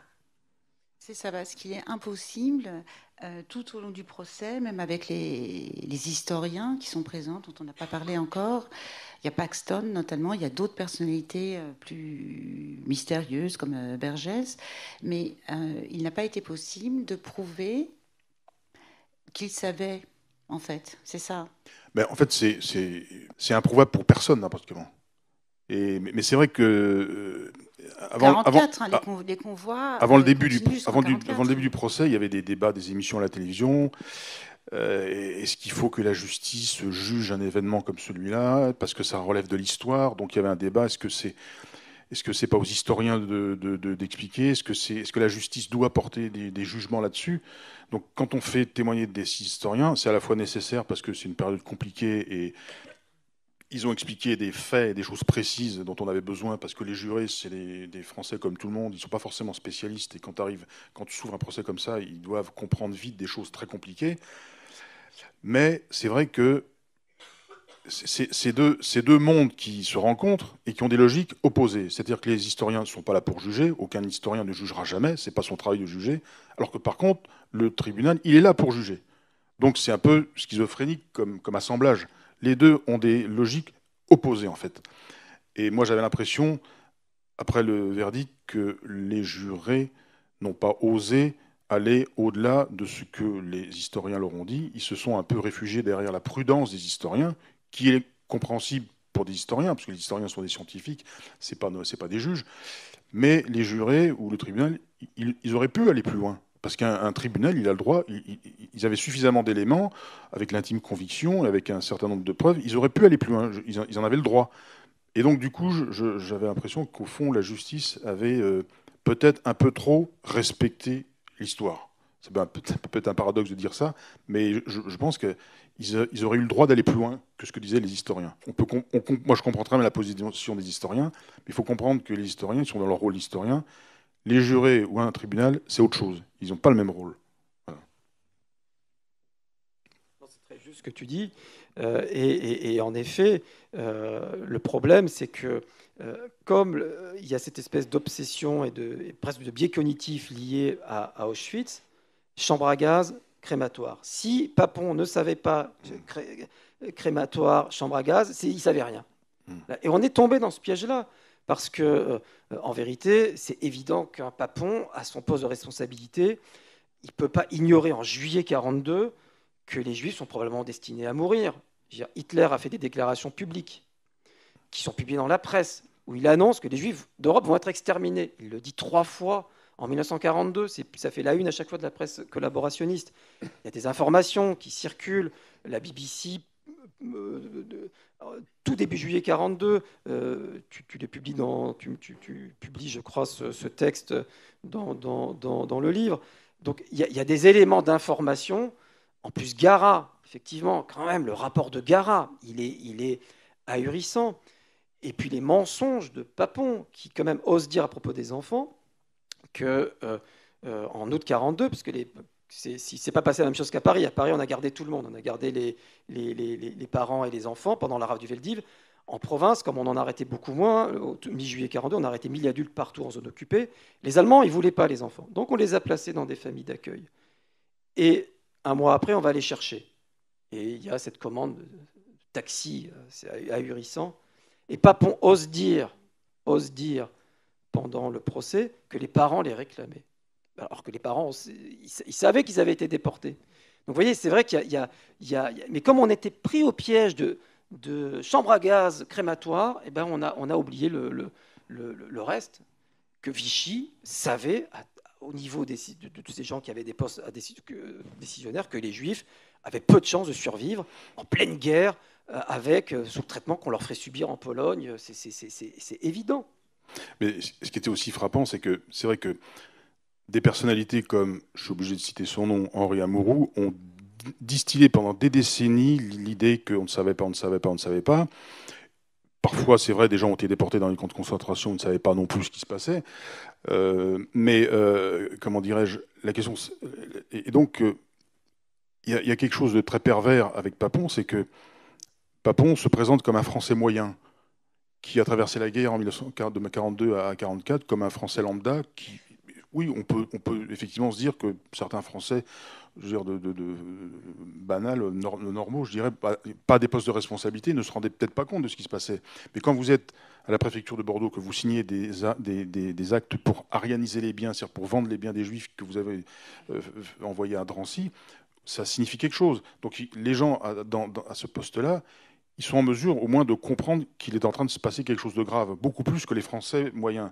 Et c'est vrai que c'est très pervers parce qu'on a fait bénéficier à ces acteurs de cette période de l'indulgence qu'on peut comprendre pour des Français qui ne sont pas impliqués dans tout ça, alors qu'en fait, ces gens-là ont été impliqués jusqu'au cou. Et quand on dit Papon ne savait pas, mais quand quelqu'un prend des décisions pour faire arrêter des Juifs, pour les faire interner et pour les envoyer dans les pattes d'un régime qui est explicitement antisémite et qui a explicitement une politique de persécution. Hein, c'est pas en 1945 qu'on a découvert que le Troisième Reich avait des idées malfaisantes sur les Juifs. Hein. Dès 1933, on le savait. Donc quand des gens en poste envoient des familles entières dans cette direction, on peut pas leur accorder l'excuse de l'ignorance. L'ignorance, c'est pas une excuse, c'est une circonstance aggravante. C'est-à-dire que vous avez envoyé sans savoir ce qui allait leur arriver, mais c'est encore pire pour des décisionnaires. Donc pour moi, c'est pas une circonstance, c'est pas une circonstance atténuante, c'est une circonstance aggravante. Je fais un parallèle qui peut sembler un peu léger. C'est comme si aujourd'hui la France expulsait vers la Corée du Nord des gens, des Coréens qui sont réfugiés politiques, sans savoir ce qui va leur arriver. Mais c'est une faute. C'est pas une excuse de ne pas savoir ce qui va arriver. C'est une faute quand on est, en tous les cas, une position de décision. Voilà. Et vous avez le sentiment que les témoignages, justement, d'historiens comme Bergès ont vraiment eu on se met le doute chez les jurés? Non, peut-être on peut redire qui il est. Ça, c'est très bien montré par Riss. Heureusement, la botte secrète de Varro, de la défense de Papon, c'était un historien. Alors, évidemment, un historien, c'est le magistère, l'historien, il sait. Et donc, cet historien, c'était en fait un jeune politologue à l'époque, enfin en 81, c'est lui qui avait trouvé les archives, la plupart des archives que Slitinsky a pu transmettre au Canard enchaîné. Seulement, son petit ego l'a travaillé. Il n'était pas du tout mis en avant par Boulanger, qui avait été son ami, par Slitinsky, qui avait été son ami. Donc, il a viré sa cutie. Il a été flatté, voilà, et donc il a changé de bord. Et alors on annonçait les grandes révélations de Michel Bergès, et elles sont venues, je crois, le 22 janvier 1998, et ça a été un flop monumental. Il s'est ridiculisé, voilà, certes, il connaissait les pièces du dossier, mais il ne les comprenait pas. Et puis, surtout, il était ça tu l'as bien montré, c'est assez drôle, il était très cuistre et puis même un peu pervers parce qu'à un moment donné, il ose quand même sortir pour Maurice Papon avec les responsabilités qui étaient la scène comme secrétaire général à la préfecture de la Gironde. La question juive, c'était un point de détail. Voilà. Donc le type, il s'est coulé et il est reparti grotesquement. Donc voilà. Mais ça n'a pas empêché le lendemain Slitinsky d'être mis sur le gris par la défense de Papon de manière assez scandaleuse, et parce qu'il avait commis quelques erreurs de détail dans ses travaux sur Papon. Donc oui, ça a été un peu un non-événement, Bergès. Par contre, ça, vous en parlez aussi de ce moment où justement les défenseurs de Papon s'attaquent aux soi-disant erreurs de Slatinsky. Et ça va être relayé dans les médias. Ben, c'est sûr que Slatinsky, c'est vrai, c'est pas un historien. Donc c'est vrai qu'il n'a pas non plus, il faut dire les choses, la rigueur historique. Et Bergès, même si c'est vrai qu'il s'est un peu effondré au procès, au début il a joué un rôle, d'après ce que j'avais compris, pas inintéressant. Il avait mis un peu d'ordre dans tous les papiers que Slatinsky avait trouvés, et il avait un peu classé tout ça, et donc il avait permis un peu d'y voir un peu plus clair. Slatinsky, il prenait plein de documents, mais c'est vrai que c'était pas toujours très rigoureux. Et c'est vrai que parfois, cette manque de rigueur, la défense de Papon a essayé de l'exploiter pour dire qu'il racontait n'importe quoi. Ce qui était odieux, parce que quand vous avez quelqu'un qui est partie civile, vous ne vous en prenez pas à une victime. Et d'ailleurs, ce qui est assez significatif, c'est que des deux avocats entre Varro et Villemain, c'est Villemain qui a fait ce boulot-là. Varro, le grand avocat, ne s'est pas abaissé à s'en prendre publiquement à une victime. Il a laissé son jeune avocat, qui était fougueux, voilà, faire faut dire, ce sale boulot, en fait. Surtout, c'est ce que j'ai découvert en te lisant, tu es le seul à l'avoir dit, il n'était pas là parce que c'était le 21 janvier, et il était à la messe pour Louis XVI. Non, il était... Oui, je l'avais noté. Ouais. Il était... Alors, je sais pas le premier jour, il n'était pas là parce que c'est 2 jours Slatinsky. Ah oui. Et le premier jour, il n'est pas là parce que c'est la messe. Non, parce que et le lendemain, effectivement, il se tient. Ouais, il se tient à carreau. C'est Villemain qui a fait le sale boulot. Mais c'est vrai que j'avais noté dans un coin de feuille que le 21 janvier, Varro est absent parce qu'il était, c'est pas la messe, je crois, il était aux commémorations de la décapitation de Louis XVI, place de la Concorde. Voilà. Alors, je me souviens plus si c'était une messe, mais enfin, je sais qu'il était pour la mémoire de Louis XVI à Paris. Voilà. On peut pas être partout. Hein. Oui, c'est ça. Ça s'adresse à un portrait très clair. Je vais peut-être vous inviter, si vous avez des questions à poser. Je ne sais pas s'il y a un micro dans la salle. Une anecdote assez...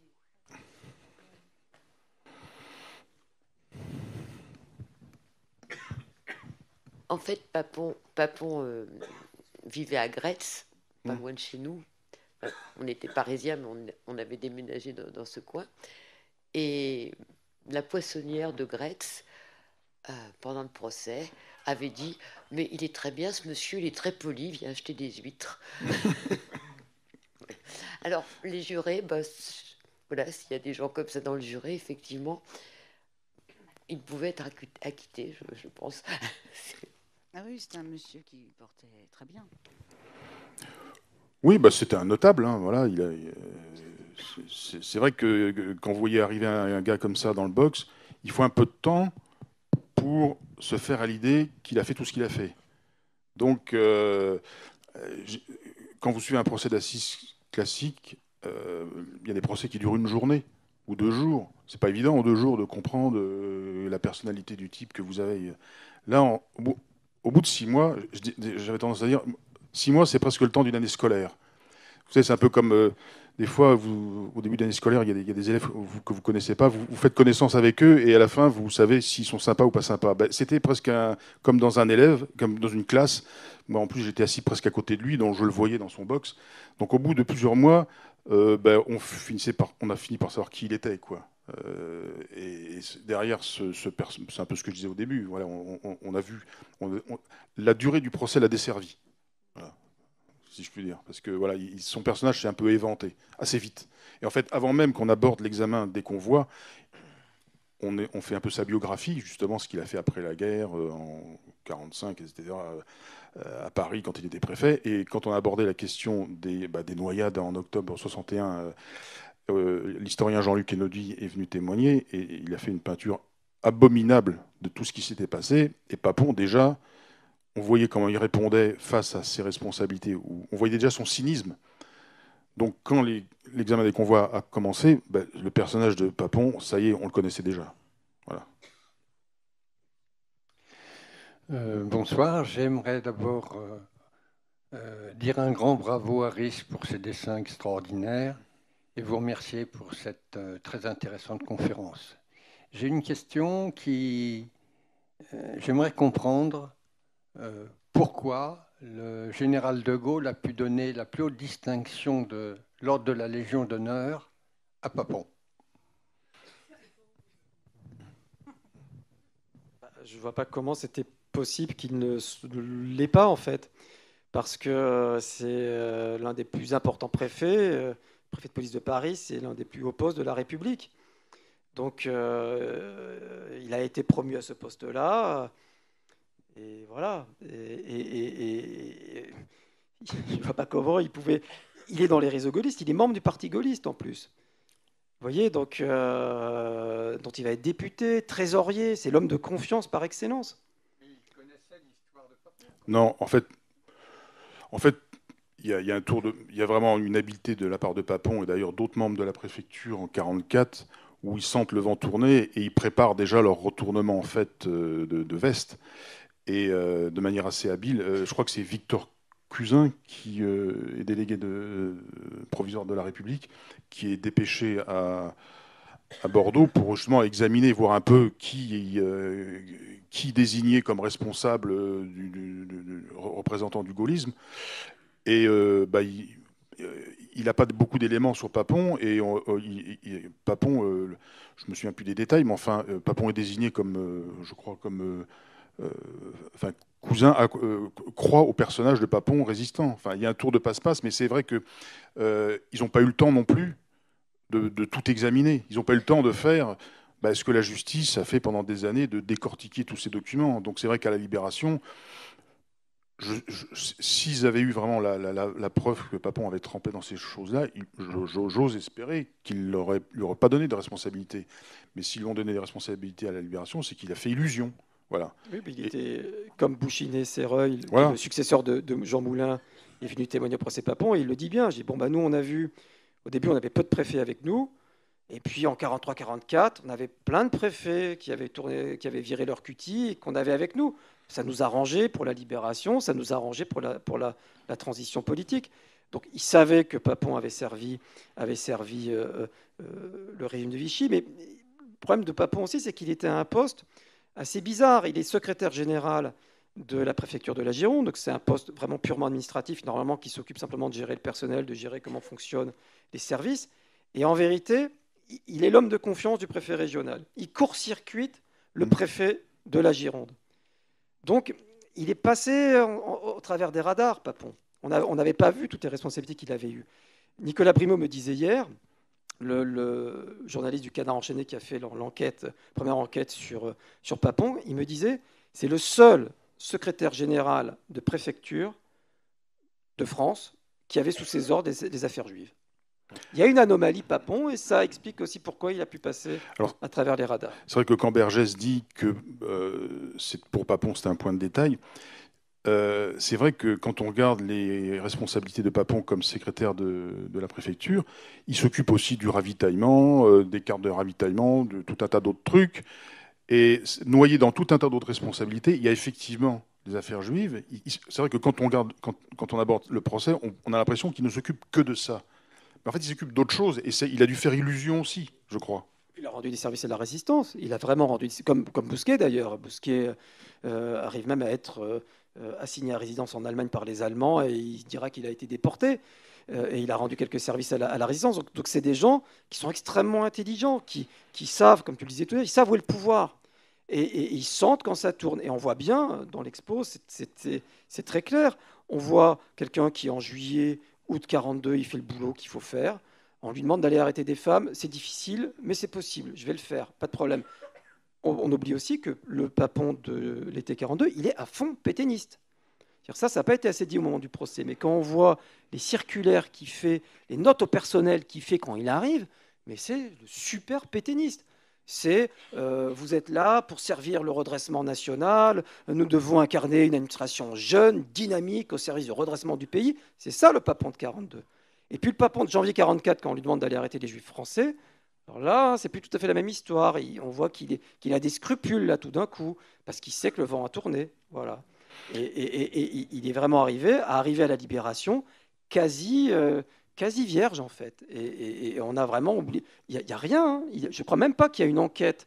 Il ne passe pas devant la commission d'épuration de la préfectorale. Donc il est vraiment passé en travers les gouttes. C'est vraiment quelqu'un de très habile. Et il y a aussi quelque chose qui avait été évoqué dans le procès, si je me souviens bien, c'est que je crois que c'est en 1944, je ne sais plus quand, Laval lui a proposé d'avoir des responsabilités équivalentes à Bousquet, si je me souviens bien. Non, mais d'être préfet. Ouais, Parce qu'il n'est pas préfet, il est juste sous-préfet. On lui a proposé une préfecture et on lui a proposé aussi un autre poste, genre au ravitaillement, des choses comme ça. Et il refuse. Et il refuse parce qu'il sent qu'il faut que le vent tourne et qu'il faut pas qu'il se mouille plus que ça, en fait. Donc il a vu le coup venir, il a senti les choses tourner, quoi. Parce qu'il venait vraiment de l'administration centrale du ministère de l'Intérieur, et donc il aurait pu réintégrer un poste important au sein du ministère de l'Intérieur, comme Bousquet qui était secrétaire général au ministère de l'Intérieur, et il refuse aussi ça. Et il a tout à fait raison, parce que c'était aller au cœur du pouvoir répressif de Vichy. Mais en même temps, le fait que Laval lui propose ça montre que Laval l'avait repéré. C'est pas un petit fonctionnaire anonyme. Ah bah non. C'est l'homme de confiance de Sabatier. Sabatier, c'est l'un des plus importants préfets régionaux de Vichy.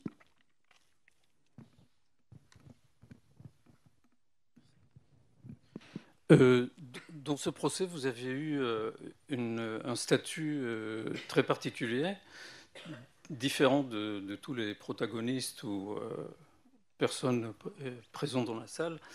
Est-ce que tout au long du procès, Papon a vous a adressé la parole ou une réaction quelconque par rapport à ce que vous faisiez? Vous étiez J'en ai pas le souvenir. Face à lui ou deux fois très proche à ses côtés? Non, je crois qu'il s'est jamais vraiment intéressé à ce qu'on faisait. D'ailleurs, je ne sais pas s'il s'intéressait beaucoup à ce que les gens disaient autour de lui. Même quand des témoins passaient à la barre et témoignaient, des fois, il ne les écoutait même pas. Alors, les dessinateurs, je crois que c'était le cadet de ses soucis. C'est pas énervé? Non, c'était nous, on faisait partie du décor, on n'était pas grand-chose.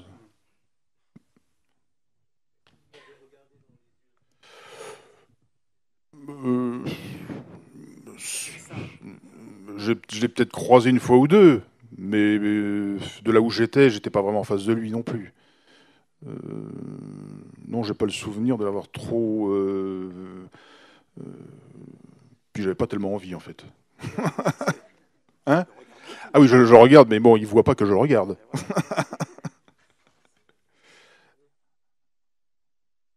Oui. Oui. On va prendre une dernière question, monsieur, derrière. Une dernière.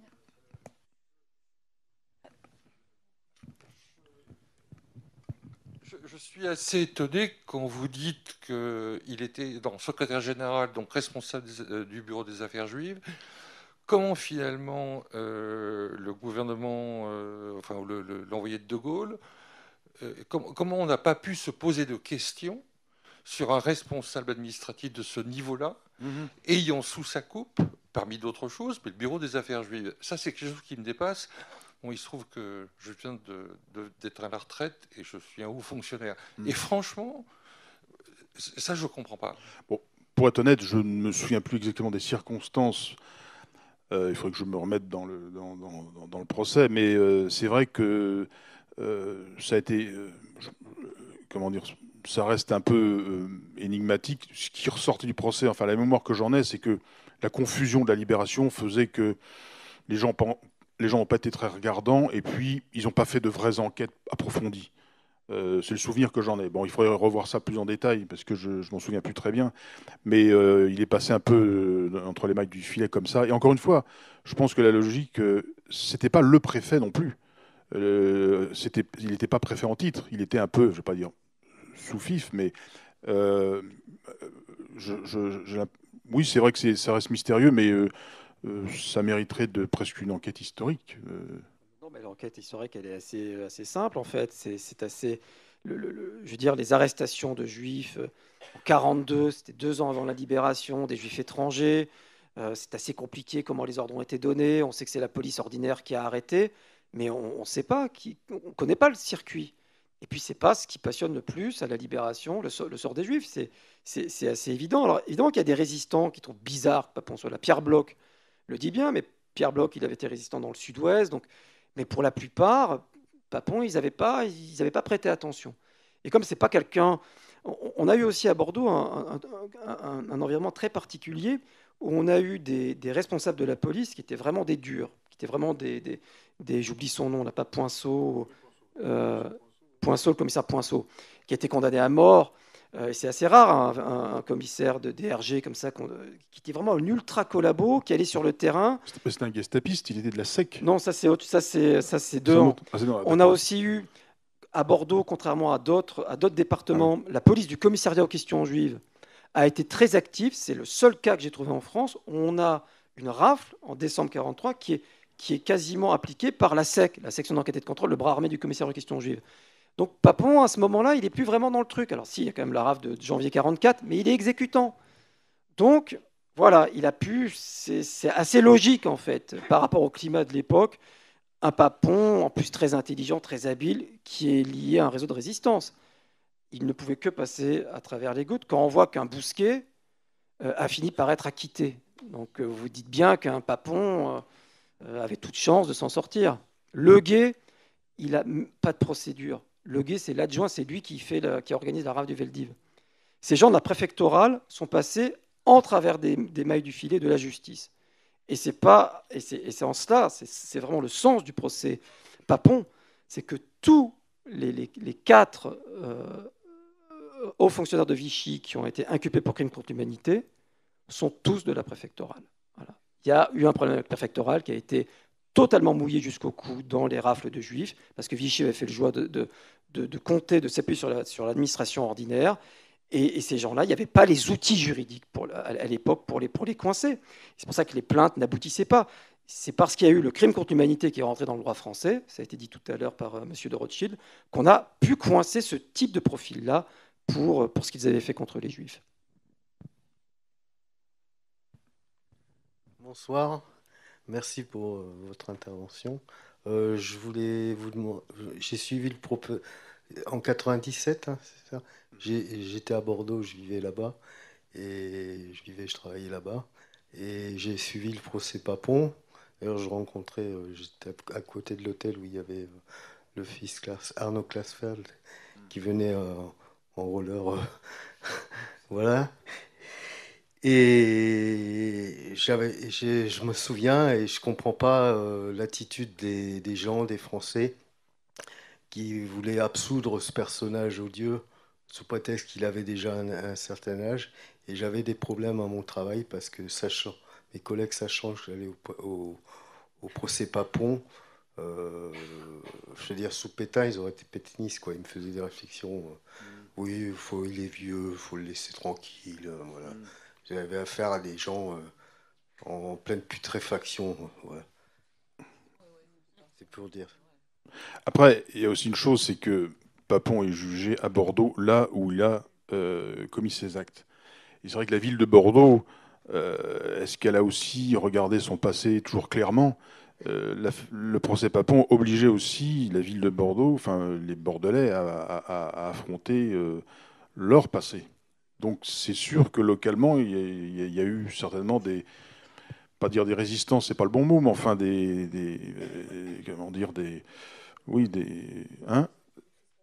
crispations. Voilà, c'était un peu gênant pour les Bordelais de voir leur ville un peu mise en cause.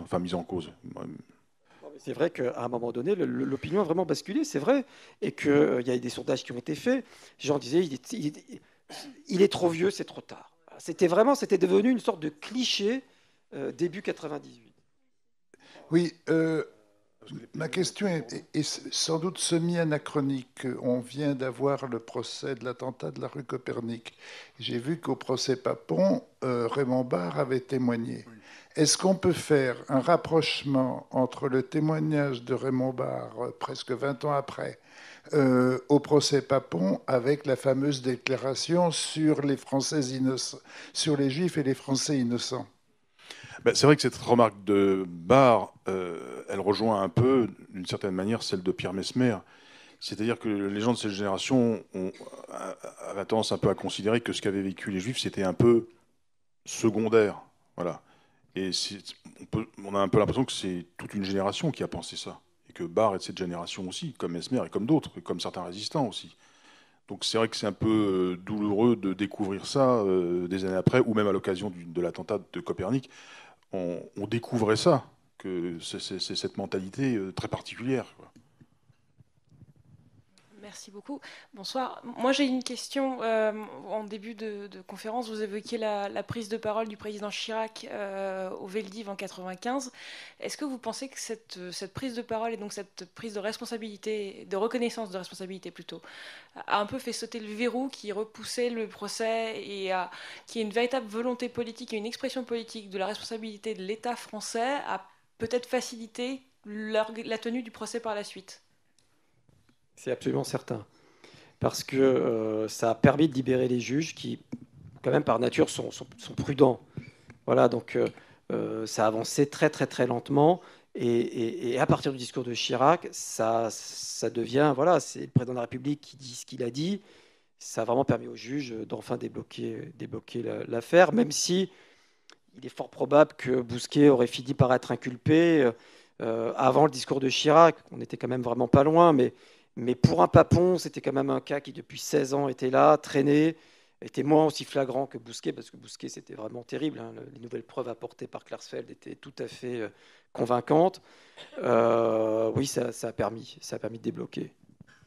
Bonsoir, je voudrais simplement souligner quelque chose, c'est que dans cette génération des Mesmer, etc., il y avait un antisémitisme extrêmement prégnant qui était quelque chose de naturel chez ces gens, surtout lorsqu'il s'agissait de notables, surtout dans cette bien-pensance, et on s'en foutait des Juifs en fait. Quand on n'allait pas plus loin et qu'il n'y avait pas une forme de haine. Moi, je viens d'une famille où j'ai entendu ma grand-mère dans ses prières du soir qui bavait sur les Juifs, et les protestants, mais qui bavait sur les Juifs. Rebonsoir, remercie Iris d'avoir repris le crayon. Je dis tout fort ce que je vous ai dit en aparté tout à l'heure, quand vous faites allusion au fait qu'il y avait des victimes, comment c'est l'expression, les Français innocents et les Juifs, enfin je ne sais plus très bien. Je rappelle qu'on a honoré la mémoire de Samuel Paty, tué il y a 3 ans. On vient d'enterrer Dominique Bernard, professeur, tué par le terrorisme. Et on oublie beaucoup de citer Jonathan Sandler, qui était prof et qui a été tué par le terrorisme.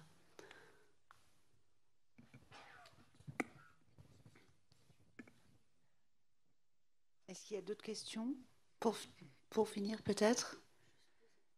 Oui.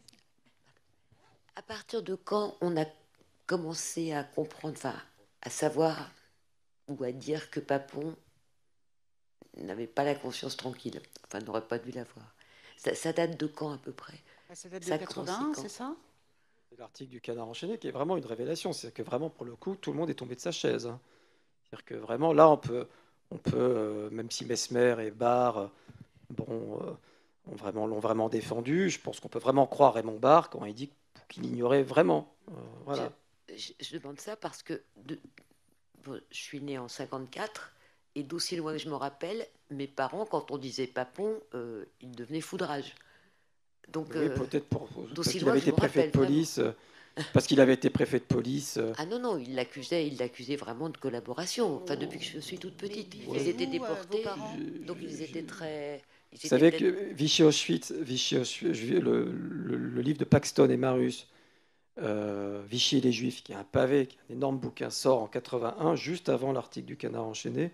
Il n'y a pas un mot sur Papon dans ce livre. Donc, non, il était vraiment passé à travers des radars. Il n'est pas mentionné une seule fois dans les publications du CDJC. Il faut attendre Klarsfeld, quand il va publier en 93 le calendrier, pour qu'on ait vraiment beaucoup de Papon.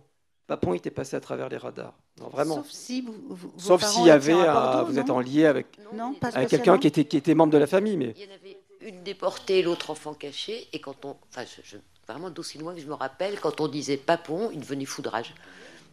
Donc il devait quand même y avoir déjà des... Merveilleux. Oui, par les personnes qui avaient été directement concernées, le nom était connu, oui, certainement. Ouais. Papon, il était dans son bureau et il était distant des gens. Les gens ne l'ont jamais vu sur le terrain. On a vu Garat, on a vu Poinceau, on a vu des gens comme ça sur le terrain, on a vu les flics qui sont allés arrêter. Mais Papon, je vous assure, c'est un peu comme Touvier, c'est-à-dire qu'on a pu le coincer que parce qu'il a voulu se faire connaître et qu'il est devenu ministre. S'il était resté un tout petit préfet qui fait carrière dans la préfectorale et qui finit préfet honoraire, comme Garat, mais Garat était à un niveau bien en dessous, puis Garat, il est mort jeune, il passait à travers les gouttes, Papon. C'est évident. Et Sabatier, qui a un poste beaucoup plus important, mais qui a fini retraité, on finit par le mettre, par l'inculper en 89, parce que bon, il est lié à Papon, mais il était complètement passé à travers des radars. Sabatier, c'est quand même lui qui est le responsable au-dessus de Papon. Non, ces gens-là avaient réussi, et ça c'est vraiment le propre de l'administration préfectorale, par rapport à ce qu'ils avaient fait par rapport aux Juifs, ça n'a pas intéressé la justice après la guerre. Il y a peu de plaintes ou très rarement contre eux sur ça. Et voilà, il a fallu attendre la fin des années 70 pour que ça ressorte. Bonsoir, merci. Merci pour la conférence. Moi, je voulais juste savoir si Papon, après le jugement, il y a eu une parole un peu plus authentique, quelque chose qui s'est libéré. Je veux dire, je sais, hein, c'est un peu illusoire parce que quand on se renseigne un peu sur tous ces gens-là, ils se sont formés à ne rien dire, je pense, toute leur vie, comme vous le disiez tout à l'heure. Mais je me suis demandé, est-ce qu'il y a eu, je sais pas, quelque chose d'un peu plus authentique derrière après Chez lui? Ouais. Oh non. Non, mais je crois qu'il y avait même un comité pour le défendre. Je me souviens plus qui était à l'origine de ça, mais il a même bénéficié d'un comité pour la défense de Maurice Papon, même après le verdict, je crois. Il est allé jusqu'à Strasbourg, il était jusqu'à la Cour européenne des droits de l'homme, et convaincu de son innocence. Mais ce qui est intéressant, c'est que malgré la conviction qu'il avait de son innocence, il a glissé tranquillement vers l'extrême droite. Et ça, je trouve ça très significatif. C'est-à-dire qu'il a été pris en main par des milieux d'extrême droite assez puants, ce qui explique qu'en 2005, j'aurais pu le rencontrer parce que j'avais un copain, je faisais ma thèse, et il y avait un copain qui m'avait dit, tu sais, moi je connais un type, machin. C'était vraiment les milieux les plus détestables de l'extrême droite révisionniste qu'on voit, qui publie la Dualfi et compagnie. Donc voilà, il a été amené vers ça, et il est resté convaincu de son innocence. Et le type d'extrême droite que j'avais rencontré me disait, non, il faut que vous rencontriez Papon, c'est un homme extraordinaire. Hein. Vraiment, il est victime de tous ces juifs, cette cabale. Voilà, il a fini comme ça. Bon, je vous remercie tous d'être venus. Puis je vous remercie, Lys et Laurent Joly.